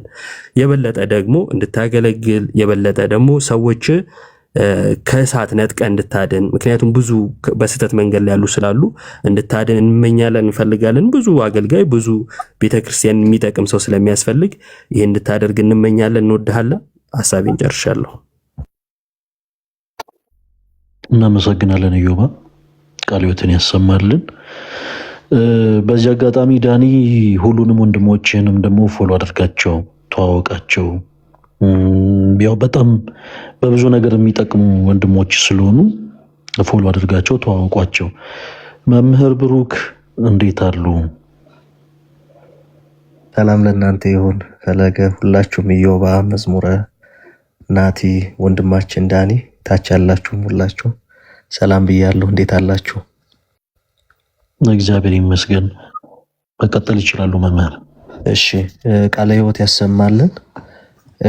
እንደው በመሰረታዊነት እኔ ከጥቅሉ ሐሳብ ልነሳና አሁን ወዳለንበት ወደ ቆየንበት ጉዳይ እመጣለሁ። ሰይጣን በቀጥታም ሆነ በተዘዋዋሪ የሚዋጋቸው ሁለት ምንጮች አሉ። እነዚህ ምንድናቸው? አንዱ ትዳር ነው፣ ሁለተኛው ደግሞ ክህነትን ነው። እነዚህ ሁለት ምንጮች ለምንድን ነው ሰይጣን የሚዋጋቸው ካልን ሁለቱም ነገረ ድነታዊ የሆነ መሰረት ስላላቸው ነው። አሁን ሰይጣን በቀጥታም ሆነ በተዘዋዋሪ ከሚዋጋቸው ነገሮች መካከል አንዱ እንዲደፈርሱ ወይንም ደግሞ መልካምና ጥሩ ዘር እንዳይገኝባቸው ከሚዋጋቸው አንዱ ትዳር ነው ስንል ብዙ ጊዜ ሰዎች በግላቸውም ይሁን በጎረቤታቸው ስለ ትዳር የገጠማቸውን ነገር ብዙ ሰዎች ሊሰሙት ወደሚችሉበት ወደ እንደዚህ አይነት ፕላትፎርም ይዘውት ሲወጡ የግላቸውን የገዛ ራሳቸውን ተሞክሮ መነሻ አድርገው ስለ ትዳር ወይንም ስለ ትልቁ ተቋም ስለ ጋብቻ ሲናገሩ የሚደርሱበት ድምዳሜ ከራሳቸው ከግል ኤክስፒሪየንስ ከራሳቸው የግል ማስተዋል የተነሳ ሊሆን ይችላል። የተጎዱ ሰዎች ከሆኑ የሚደርሱበት ድምዳሜ በራሱ የተጎዳ ነው የሚሆነው። ይህንን የተጎዳ ስሜታቸውን ግን ሰይጣን የሚሰሟቸው ሰዎች ስለ ትዳር በጎ ነገር እንዳያስቡ አድርገው እንዲያቀርቡ የራሱን የሆነ መልካም አጋጣሚ ይጠቀማል። በተለይ የተጎዱ ሰዎች በራሳቸው ሊሆን ይችላል፣ በጎረቤታቸው ሊሆን ይችላል። ሁለተኛው ደግሞ እንደምታውቁት ብዙ ጊዜ ያው አሁን ያለንበት ጊዜ በተለይ ጆሮአችንን ከፍተን አይናችንን ከፍተን እያየን ስለሆነ የሆሞሴክሹዋሊቲ በራሱ አንዱ የትዳርን ቅድስና ለማጥፋት ሰይጣን የሚጠቀመው መንገድ ነው። ስለዚህ አንድ ሰው ተነስቶ ወየጎረቤቱን ወየራሱን ወየጓደኛውን የትዳር ተሞክሮ ይዞ ቅዱስና በጎ የሆነ መሰረት ያለውን ትልቁን የጋብቻን ያክል ትልቅ ተቋም የሚሰጠው የሚሰነዝረው አስተያየት ጤናማ በሆነ መንገድ ካልሆነ ያንን ስሜቱን ሰይጣን ይጠቀመዋል። አንዱ ይሄ ነው። ለምን ካልን ትዳር ለሀገርም ይሁን ለቤተ ክርስቲያን መሪዎች ተሰርተው የሚገኙበት ምንጭ ነው። ጋብቻ ትዳር ከደፈረሰ ሀገርም እንደ ሀገር የሚመሯት አካላት ምንጫቸው የሚገኙት ከትዳር ስለሆነ ከደፈረሰ ትዳር የሚገኘው ትውልድ ባስተሳሰቡ ባካሄዱም ባመራሩም የደፈረሰ ነው የሚሆነው። ቤተክርስቲያንም በምንኩስና የሚሆን በክህነት ያገለግሏታል ይመሯታል ብለን የምናስባቸውም አካላት ምንጫቸው ትዳር ነው። ስለዚህ ሰይጣን በቀጥታ የሚሆን በተዘዋዋሪ ጋብቻን እግዚአብሔር የመሰረተውን ይህን ትልቁን ተቋም ይዋጋል። ሁለተኛው ደግሞ እንደምታውቁት ክህነትን ነው። ክህነትን መዋጋት ነው። ለምን ከተባለ የነገረ ድነት ሁሉ መሰረት ምንድነው ካልን ኦሬዲ ሚስጥራት ያልተፈጸሙለት በሚስጥራት ያላለፈ ሰው መዳን እንደማይችል ሁሉ ሚስጥራት ደግሞ ያለ ክህነት አይፈጸሙም። ስለዚህ ክህነት ጋር በተያያዘ የምንናገራቸው ንግግሮች የምንሰጣቸው አስተያየቶች ከነገረ ቤተክርስቲያን አንፃር በጣም ጥንቃቄ ይፈልጋሉ። እንዲህ አይነት ባለማወቅ ባለማስተዋል ጉለትኛ የግል አስተያየታችንን ተነስተን የምንሰነዝራቸው ነገሮች ወደድንም ጠላንም ለሰይጣን መሳሪያ ነው የሚሆኑት። አሁን ዳኒ ወንድማችን በግሉ ኤክስፒሪየንስ ካደረገው በጓደኞቹ ከታዘበው እንዲሁ ብድግ ብሎ ሲናገር እየተናገረ ያለው ስለ ግል ስሜቱ ብቻ ሳይሆን የግል ስሜቱን ተንተርሶ ስለ ትልቁ ስለ ቤተክርስቲያን መሰረት ስለ ክህነት ነው እየተናገረ ያለው። ይሄ በጣም ጥንቃቄ ይፈልጋል። ምክንያቱም ጉዳዩ ከነገረ ቤተክርስቲያን አንፃር ጉዳዩን ከነገረ ድነት አንፃር ነው። የክህነት ጉዳይ ከግለሰቦች ጋር የሚገናኝ አይደለም። ግለሰቦች እንደ ግለሰብ ሰው እንደመሆናቸው የራሳቸው ውስንነት ሊኖር ይችላል። በዛው ውስንነታቸው ግን እኛ ገና ለገና በመሰለኝ አሁን ዳኒ ቅድምም ለመስማት ለመረዳት እየሞከርኩ ነበረ ይናገራቸው የነበሩ ነገሮች እንዳሉ የራሱን ማስተዋል በመደገፍ እንጂ በትክክል እንደው መረጃን እንኳን እንደው ለሚዲያ ይበቃል ባንልም እንደው መረጃ አለው ወይ ብለን ለማሰብ በጣም ያስቸግራል።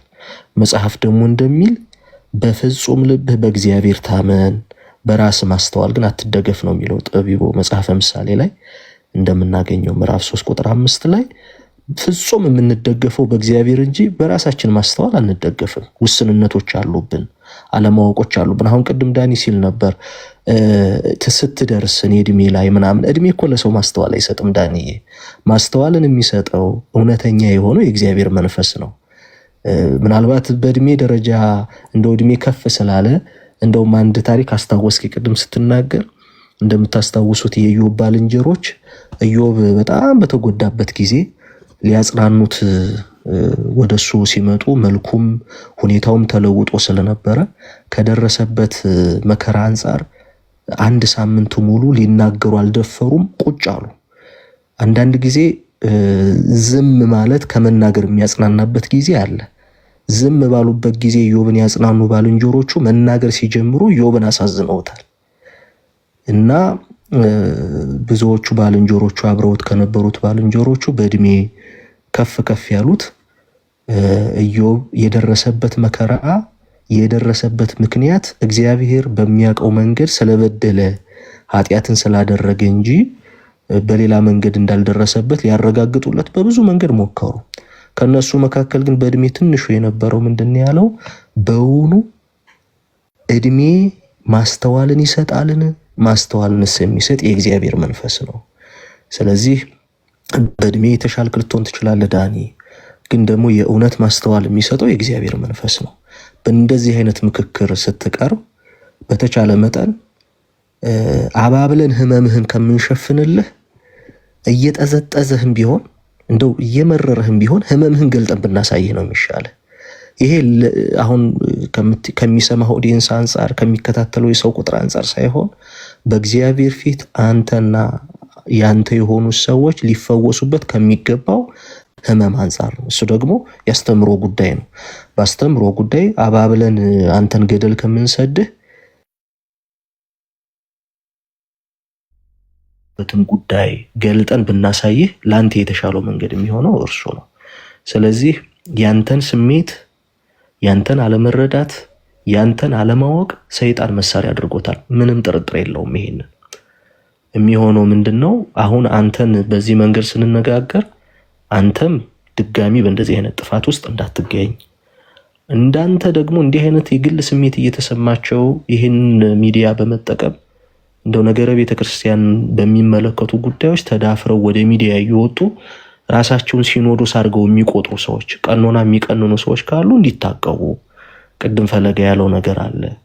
እንደው ይህንን አንድ የጸጋ መንገድ አድርገው የሚቆጥሩ ሰዎች አሉ። ካህናትን፣ መምህራንን፣ የቤተክርስቲያንን አገልጋዮች ከሀስከፐ እያወራረዱ መዋል አንድ የአገልግሎት መንገድ አድርገው የሚቆጥሩ በስማም ብለው ጀምረው አንድ የህይወት ቃል ሳይናገሩ በስድብ ጊዜያቸውን ጨርሰው ሰውም እየገባ ቃለ ህይወት ያሰማልን የሚላቸው ብዙ ሰዎች አሉ። ይሄ አለመታደል፣ ጊዜያችንም የደረስንበት አለመታደል ስለሆነ እንዲህ አይነት ነገር ላይ በጣም መታቀብ መሰብሰብ ያስፈልጋል።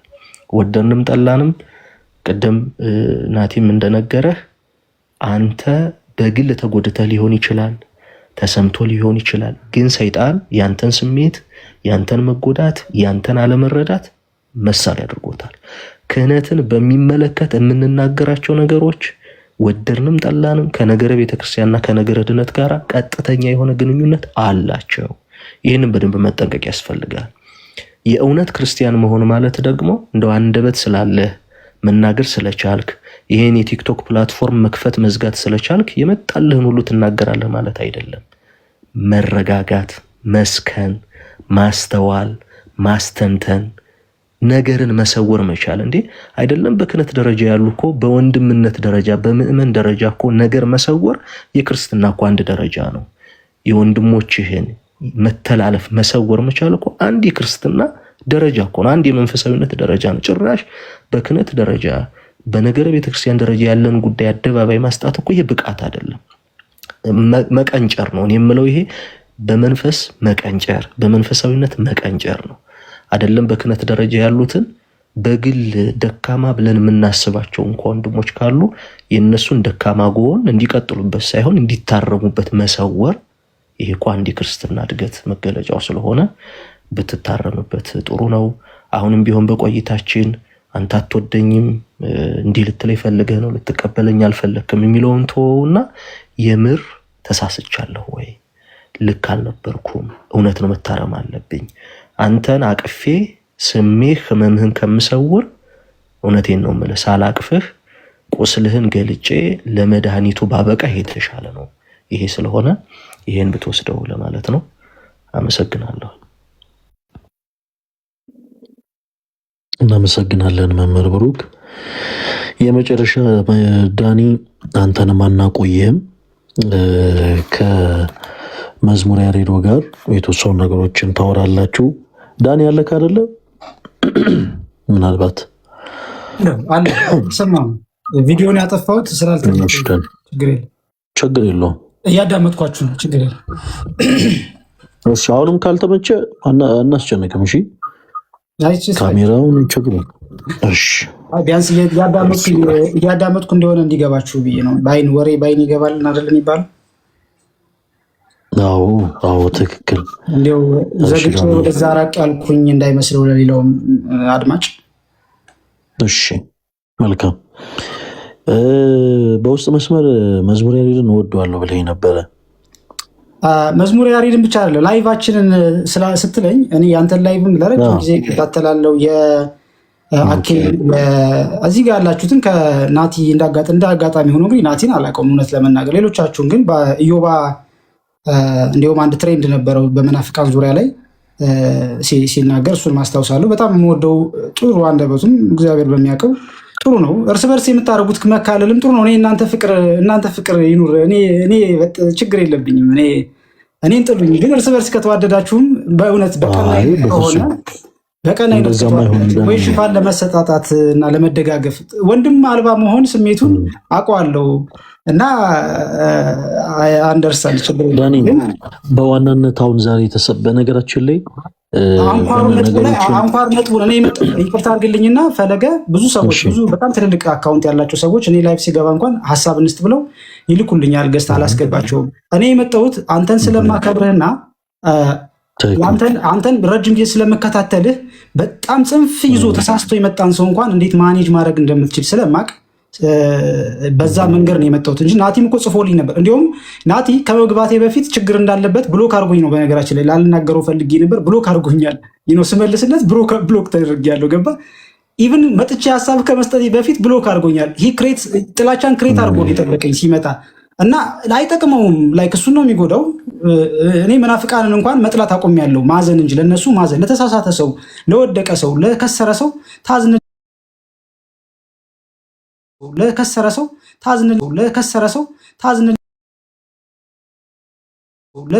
ሰው ታዝን መንፈስም ጥሩ ያደገ ልጅ ከሆነ በእድሜም ችግር የለውም። ልክ ነው። በእድሜ እኮ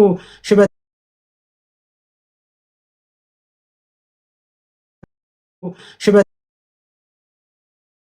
ጃጅተው እኮ ሽበት አውጥተው እኮ ሶፍት የሚበሉ በየአዳራሹ እኮ አሉ። ስለ እድሜ ካወራን እና ብሩክም እሱን በእድሜ ስለው እንዲያው እግዚአብሔር ረድቶት በእድሜ ያልኩ እሷን ይዞ እንትን ለማድረግ ዲፌንስ ለማድረግ ሞክሯል። ግን ዋና ፖይንቱ ላይ ብናተኩር እኔ ፖይንቴ ወጣት ክርስቲያኖች እየሞቱ ነው፣ በቃ እያለቁ ነው።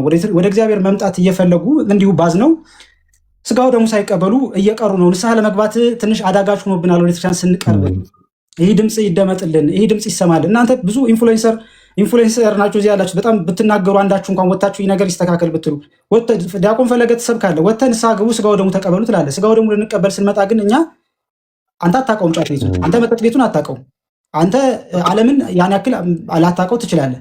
እኛ በምን አይነት ሁኔታ ውስጥ እንዳለፍ እኛንን የምናውቀው። እኔ በአጫሾቹ ጫማ በሚቅሙት ጫማ ሁኝ የማውቀው ስሜታቸውን ምን እያሰቡ እንደሆነ እንዴት መምጣት እንዳለባቸው መንገዱ እንደጠፋባቸው የማውቀው እኔ እነሱ ቦታ ላይ ስለነበርኩ እኔ ነኝ። ያልቃመ ሰው ስለ ጫት ሊያውቅ አይችልም። ያላጨሰ ሰው ሱስ ውስጥ ያልነበረ ሰው እኛ በሱስ ተሰቃይተናል፣ ተጠቅተናል፣ ዓለም በልታናለች። አድኑን ያልነው እኮ ሰው እንዴት አድኑኝ ብሎ ሲመጣ ኦኬ።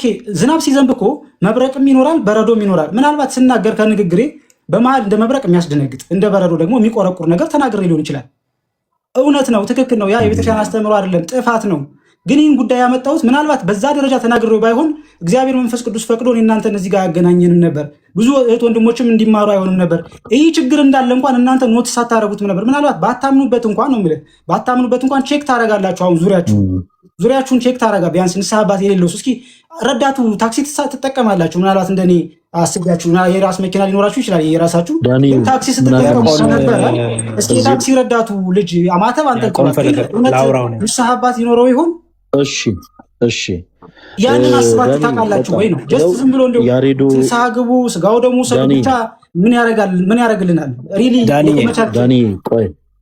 ዳኒ ይኸውልህ፣ አሁን በነገሮች በመጀመሪያ አሁንም የምታቆራርጡኝ ሀሳቤን እንኳን ኤክስፕሌን ማድረግ እንዳችል ቢያንስ እንዳትረዱ ተረድታችሁ ብታወሩኝ እኔ ለመወቀስም ለመወገርም ምንም ችግር የለብኝም። ድንጋይ ለምን በድንጋይ በአካል አትወግሩኝም? ጉዳይ አይደለም እሱ። እኔ ዓላማዬ እባካችሁን ለንስሐ የተከፈተ በር እንዲኖረን ነው። ይሄ ነው ቋንቋው። ይህም ቢሆን ተሳስቼ የተናገርኩት ነገር ሊኖር ይችላል። ትክክል ነው ሊኖር ይችላል ሳይሆን ነውም እንጂ ስህተትም ነው። አይኖ አውቀዋለሁኝ እኮ እንዴት ሰው ንስሐ ሳይገባ እንትን ሊያደርግ ይችላል?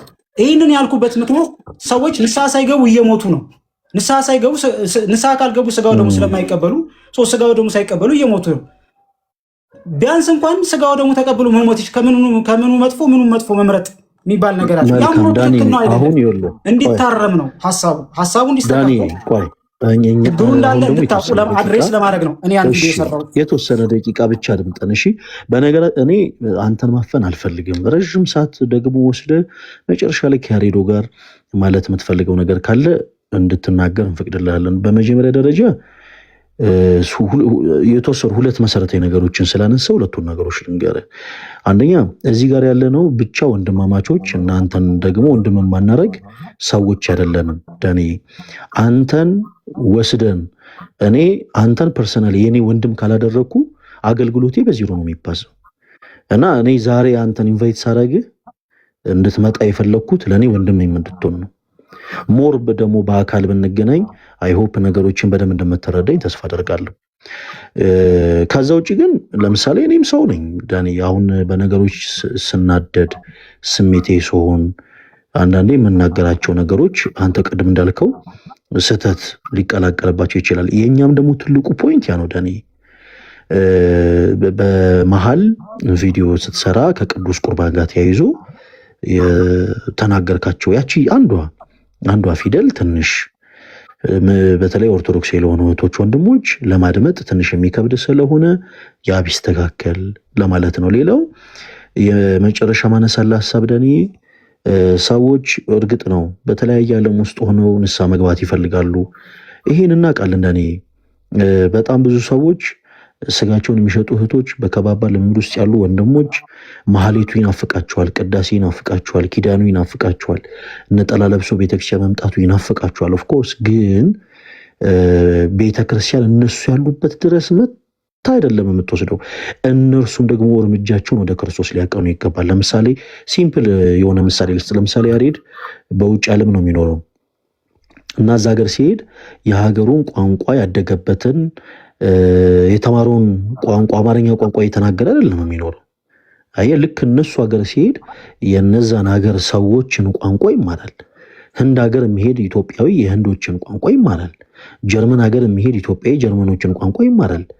እንዲሁ ለእንጀራ እንኳን ለስጋችን እንኳን ስንሰደድ የሌሎችን ቋንቋን የምንማር ከሆነ እኛ ዋይናት የቅድስት ቤተክርስቲያናችንን ትምህርት ደግሞ አንድ እርምጃ ብቻ ለምን አንቀርብም?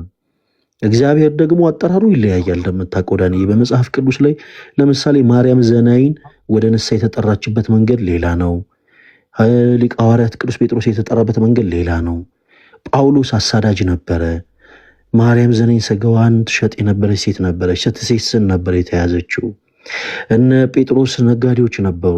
አየህ፣ አጠራሩ ይለያያል። ክርስቶስ ሁላችንም ከተለያየ አይነት አቅጣጫ ያመጣናል። ግን ደግሞ ከኛም የሚጠበቅ ደግሞ ነገር አለ። እግዚአብሔር የዲሊቨሪ ስራን አይሰራም። እኛ ቁጭ ብለን የሆነ ነገር ስለጠየቅነው ብቻ ያደርግልናል ማለት አይደለም። አንድ እርምጃ ወደ እርሱ ስንቀርብ ነው 10 እርምጃ ክርስቶስ ወደኛ የሚቀርበው። እና ደኔ ዞሮ ዞሮ እኛ ልናነሳል የፈለግነው ትልቁ ፖይንት አሁን ሌሎቹ ሀሳቦች ቀላሎች ናቸው። በውስጥ አውርተን ልናስተካክላቸው የምንችላቸው፣ በውስጥ ተነጋግረን ልንግባባባቸው የምንችላቸው ሀሳቦች ናቸው። ትልቁ አሁን ዛሬ እኛ አንተ እንድናወራ ያስፈለገው ትልቁ ነገር ምንድን ነው? በቅዱስ ሥጋውና በክቡር ደሙ ዙሪያ ያልከው ሀሳብ ቢስተካከል መልካም ነው ለማለት ያክል ነው ዳኒ። አንተ ወንድማችን በጣም ነው የምንወድ፣ በጣም ነው የምንፈልግ። ያንን እንዳትረሳ። ያሬዶ ሊያወራክ ይፈልጋል። ከቻልክ ካሜራ ክፈትለትና ዳኒ ከያሬዶ ጋር ቀጥሉ እና ሀሳብህን አንተም በተረጋጋ መንፈስ መጨረሻ ላይ የምትላቸውን ነገሮች እንድትል። እንደውም ዛሬ የምንፈልገው ከሁሉም ጋር በጣም ወዳችኋለሁ፣ በጣም ነው ማከብራችሁ፣ እነሱም አንተም በጣም ነው የምንወድ ተባብለን እንድንለያይ ነው ዳኒ። እግዚአብሔር አምላክ ያስፈጽመን። ያሬዶ እንኳን ደህና መጣ። በመጀመሪያ እኔ ሰላም ልበለው ረዥም ጊዜ ስለሆነ። አሜን።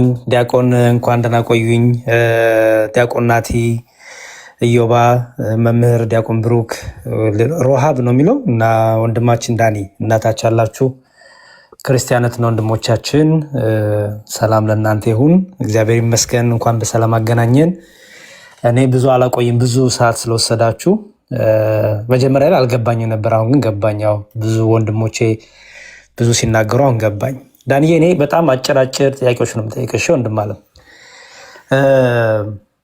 የመጀመሪያው ጥያቄም አጭር አድርገህ መልስልኝ እሺ ዳኒሻ።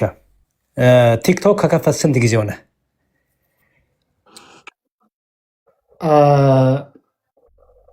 ቆይቷል፣ ግን በጣም አክቲቭሊ ከምጠቀምበት ወር ቢሆነው ነው። ችግር የለውም። አንድ ወር ገና አንድ ወር ማለት ነው። አንድ ወር ብለህ ያዘው። አንድ ወር ኦኬ። እሺ እኔ እዚህ 4 ዓመት ላለኝ፣ ሌሎችም ወንድሞቼ 4-3 ዓመት አላቸው። በነዚ 4-3 ዓመት ውስጥ ወንድሞች፣ አባቶች፣ እህት ወንድሞቻችን ክርስቲያኖች ላይ ወይም ሌላ ቤተ እምነት ላይ ሲሰሩ የነበረውን ስራ ለመካተል ሞክራል። በደንብ ከስር ሆኜ በማዳመጥ ታፕታፕም በማድረግ ብዙ ተምሬያለሁ ከእናንተ ከልደት ከአኬ ጀምሮ መዝሙረ አንተን በቪዲዮ ከመውጣት በፊት ጀምሮ በደንብ አውቃለሁ። በደንብ የምወደው ወንድሜ ነው። የመጀመሪያ ቀን ስሰብ የሰማው ቀን ጀምሮ ብዙ የተማርኩብህ ብዙ ያተረፍኩብህ ወንድሜ ነህ። ኢዮባ ሁላችሁም አይ ቲንክ ከኢዮባ አንተ እና ልደት ፈለገ አኬ እያወራችሁ ከሆነ አታልፉኝም፣ እቆማለሁ፣ ብዙ ጊዜ አዳምጣለሁ። መልካም እሺ። እኔ የፈለግኩት ጥያቄን የፈለግኩት መልስ ምን ነበረ መሰለ? አንተ ምን ያህል አዳመጥከን ምን ያህል ተማርክብን ሳይሆን እነዚህ ወንድሞች አሁን የጠራቸው ወንድሞች፣ አባቶች፣ ታላላቅ ወንድሞች፣ መምህራን፣ ዲያቆናት ሌሎቹ ክርስቲያኖች ላይ ሌሎቹ ከአንተ ውጭ ያሉ ሌሎች እህት ወንድሞች ላይ የሰሩትን ስራ እግዚአብሔር በእነሱ የተጠቀመውን ወደ ቤተክርስቲያን የተጨመሩትን ነፍሳት ከሱስ ውስጥ ራስን ሊያጠፉ ከነበሩ ከተለያየ ነገር ውስጥ የወጡ ሰዎችን አይተሃል? በተለይ ፈለገና ልደት በጣም የሚታይ አክቲቪቲ እያደረጉ ስለነበረ ያየው ይመስለኛል የተወሰነ። ግን እኔ በስጋዊ መሯሯጥ ውስጥም ስለሆነ ቲክቶክ ገባ ወጣ እያልኩ የምጠቀመው ግን እንደሚኖር ደግሞ እርግጠኛ ነኝ። ምክንያቱም እኔ እንግዲህ ሱስ ውስጥ ሆኜ ነው ማዳምጣቸው የነበረው ገና ሳልወጣ በፊት ኦልሞስት በእነሱ ምናልባት ለመውጣቴም እንደ ምስክርነት ሊወሰዱ የሚችሉ የእነሱን ጨምሮ ስብከቶች፣ መዝሙሮችን በተደጋጋሚ በመስማት ነው ፍላጎቱ ስለነበረኝ ጸጸቱ ስለነበረኝ በደንብ ፑሽ አድርጎኛል። የእናንተ ወጣቶች ያላችሁ የወንጌል አገልግሎት እኔን የተወሰነ እርምጃ ወደፊት ፍላጎቱ ነበረ፣ ፍላጎቱን ወደፊት እንዲመጣ አግዞኛል እና እኔም ምስክር መሆን የምችል ነኝ ለዛ። ኦኬ እኔ ስለአንተ አይደለም ዳንዬ፣ እኔ ጥያቄ አሁንም ቢሆን የጠየቅኩ ጥያቄ ከአንተ ውጭ ያሉትን ወንድሞች በሱስ ውስጥም በተለያየ ነገር ውስጥም በዲፕሬሽን ውስጥ ያሉትን ራሳቸው ሊያጠፉ የነበሩትን በሌላ ቤተ እምነት የነበሩትን ሁሉ ወደ ቤተክርስቲያን እነዚህ ወንድሞችና ታላላቅ ዲያቆናት ወንድሞቻችን መምህራን በዚህ በቲክቶክ ፕላትፎርም ተጠቅመው ሲያመጡ ይሄን አይተሃል ወይ በአይንህ ነው ያልኩት። የሚታወቁ ሰዎችን አሁን የጠየቀውን ጥያቄ ለመመለስ የሚታወቁ ሰዎችን ታዋቂ የሆኑ ቲክቶክ ላይ የጠየቁ ሰዎችን ወደ ማስጠመቅ ደረጃ አይቻለሁም። ግን አሁን አንተ በገለጽከው መልኩ ግን የራሳቸውን ሊያጠፉ ምናምን የምትለውን ግን ሊኖር እንደሚችል አምናለሁ፣ ግን አላየውም በአይኔ። ወይ ደግሞ ቪዲዮ አልፎኛል፣ ወይ ቪዲዮዎችን አላየውም፣ ወይ ደግሞ ይህ ፓርት አልፎኛል እንጂ ሊኖር ግን እንደሚችል 100% አምናለሁ። ያን ሊያደርጉ እንደሚችሉ ምን የሚያደርጉ ወንድሞች እንደሆኑ ምንም ጥርጣሬ የለኝም። እሺ ጥሩ። አታቅም ምንድነው? አላቅም ማለቱ አሪፍ ነው ዳኒሻ። እኔ አላቅም፣ እኔ አዲስ ነኝ ለቲክቶክ። እነዚህ ወንድሞች ምን ይሰሩ እንደነበር አላቅም። ስለዚህ ስለማላቅ እሱን ከነበረ የፈለግከውን ስላላወኩኝ ነው መዝሙረ። እሺ አላቅም። እሺ እኔ የፈለግኩት ሳይሆን አይደለም ዳንዬ፣ ትክክለኛው መልስ የነገርኩ እኔ የፈለግኩትን አይደለም። ትክክለኛው መልስ ምን መሰለህ? በተለይ የማናውቀውን አናቅም የምናውቀው እናውቃለን ብንል የምናውቀውን ነገር ይጠነክርልናል። ምንም ችግር የለም። አንተ በፈለግከውም ቢሆን ደስ ነው የሚለኝ። እኔ አላውቅም፣ ችግር የለውም መዝሙር። እሺ ጥሩ። እሺ ዳኒሻ አደራ ፕሊስ፣ አሁንም በመልካም ተረዳኝ። እኔ የምፈልገውን አይደለም የምትመልስልኝ፣ ትክክለኛውን መልስ እንድትመልስልኝ ብቻ ነው የምፈልገው።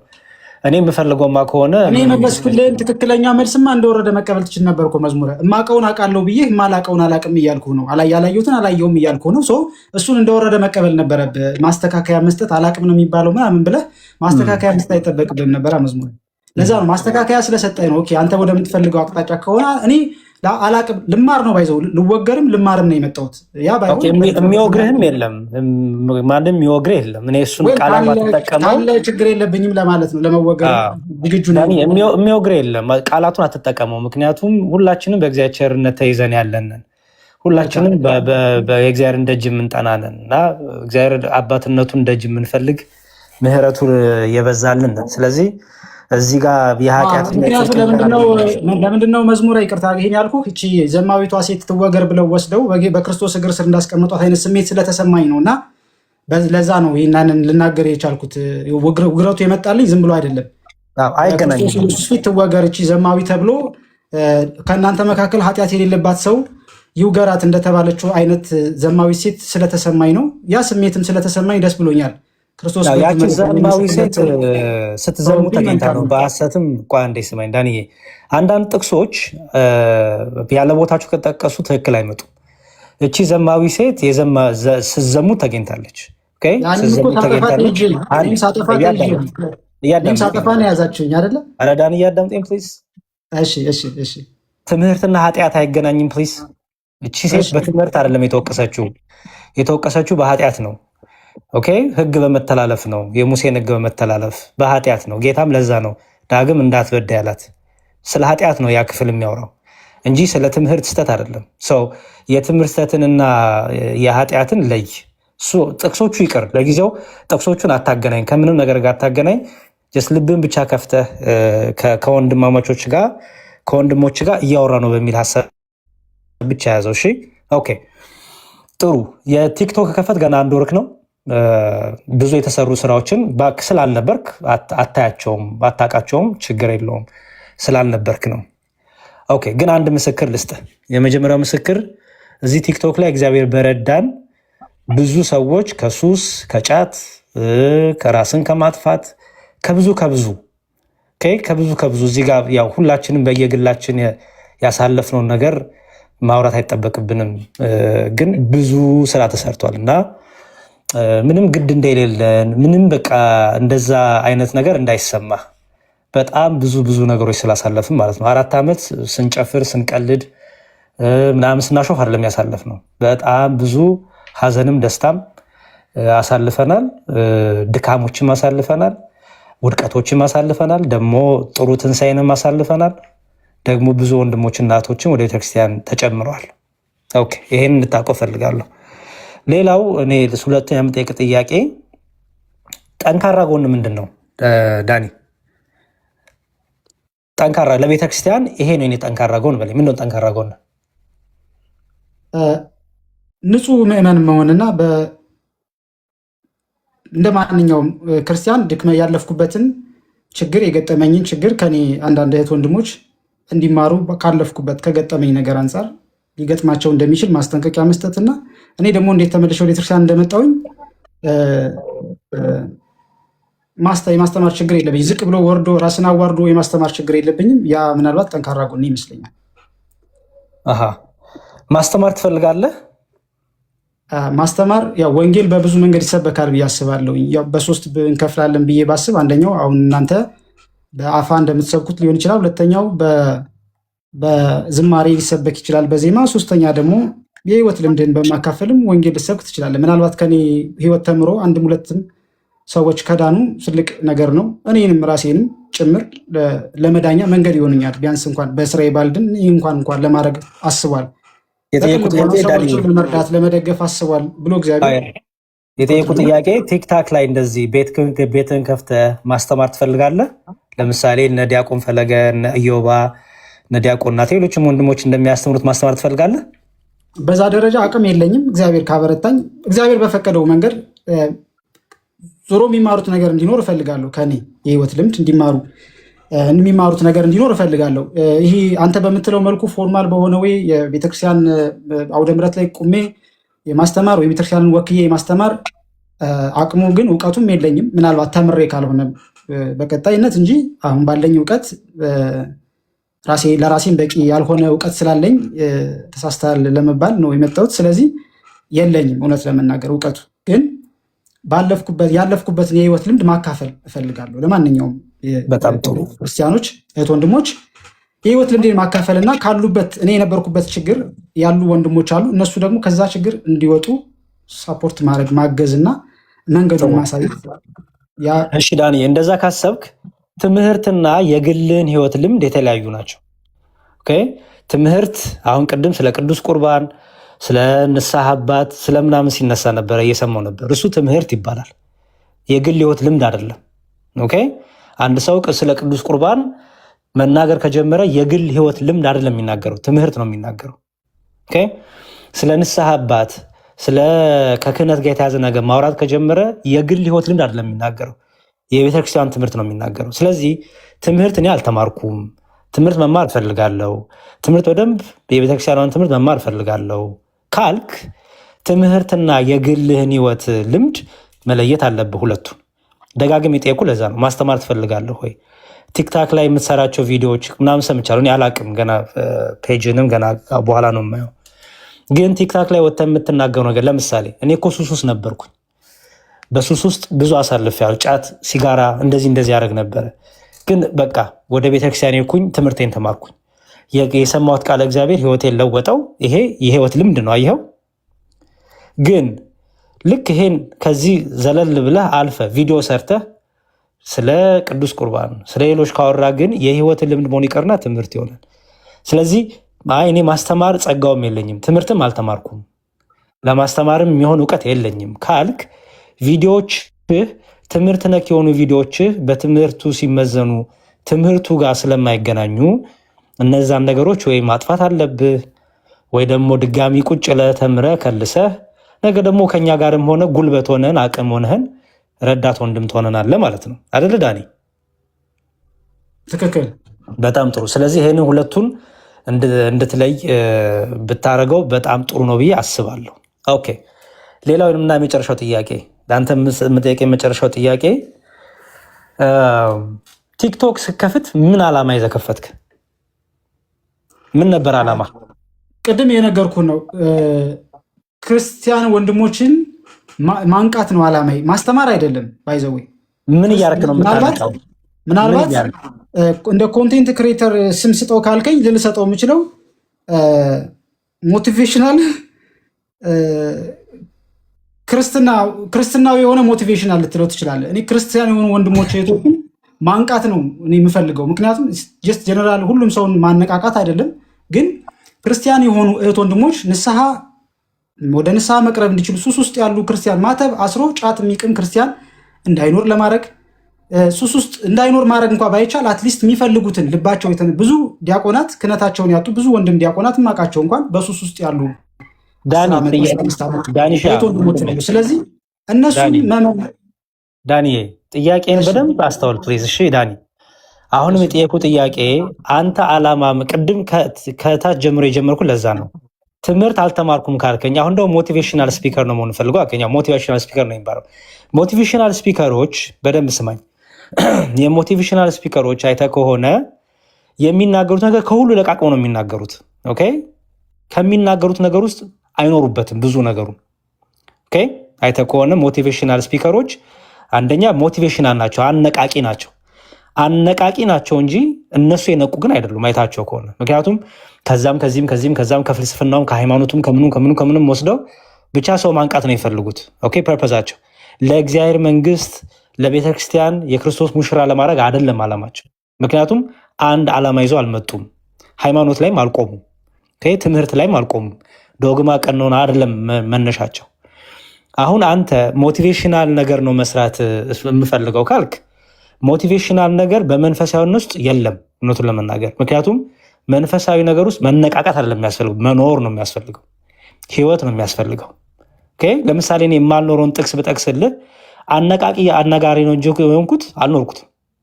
ለምሳሌ አንተን ሙልጭ አድርጌ እየሰደብኩ በትህትና ከኔ ጠፍቶ ምግባር ከኔ ጠፍቶ ከዛ በኋላ በሉ እናንተ ሱስ ውስጥ ያላችሁ ውጡ ብል በቃ እኔ ለራሴ ጨለማ ሆኜ ሌላው ሹፈት ነው ያዝኩት፣ ድራማ ነው ያዝኩት ማለት ነው። በስንቱ ድራማ ነው የጀመርኩት ማለት ነው። ስለዚህ የዓላማህን ለዚህ ነው አየኸው። ዓላማ ምንድን ያልኩ ለዛ ነው። አሁንም ድጋሚ ልጠይቅ።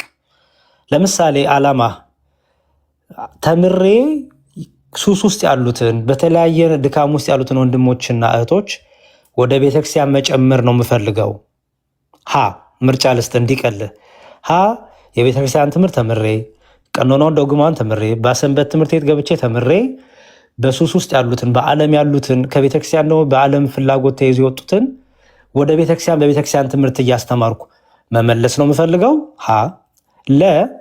የህይወቴን ልምድ ብቻ እየነገርኩኝ ለየሰው ሱሰኛ ነበርኩ፣ ጠጭ ነበርኩ፣ ዘማዊ ነበርኩ፣ ሌባ ነበርኩ፣ ኪስ መቺ ነበርኩ፣ መኪና ፈቺ ነበርኩ፣ ጎማ ሰራቂ ነበርኩ እያልኩ ዛሬ ግን በቃ ትቼዋለሁ እሱን እያልኩ ላነቃቃ ነው የፈለኩት።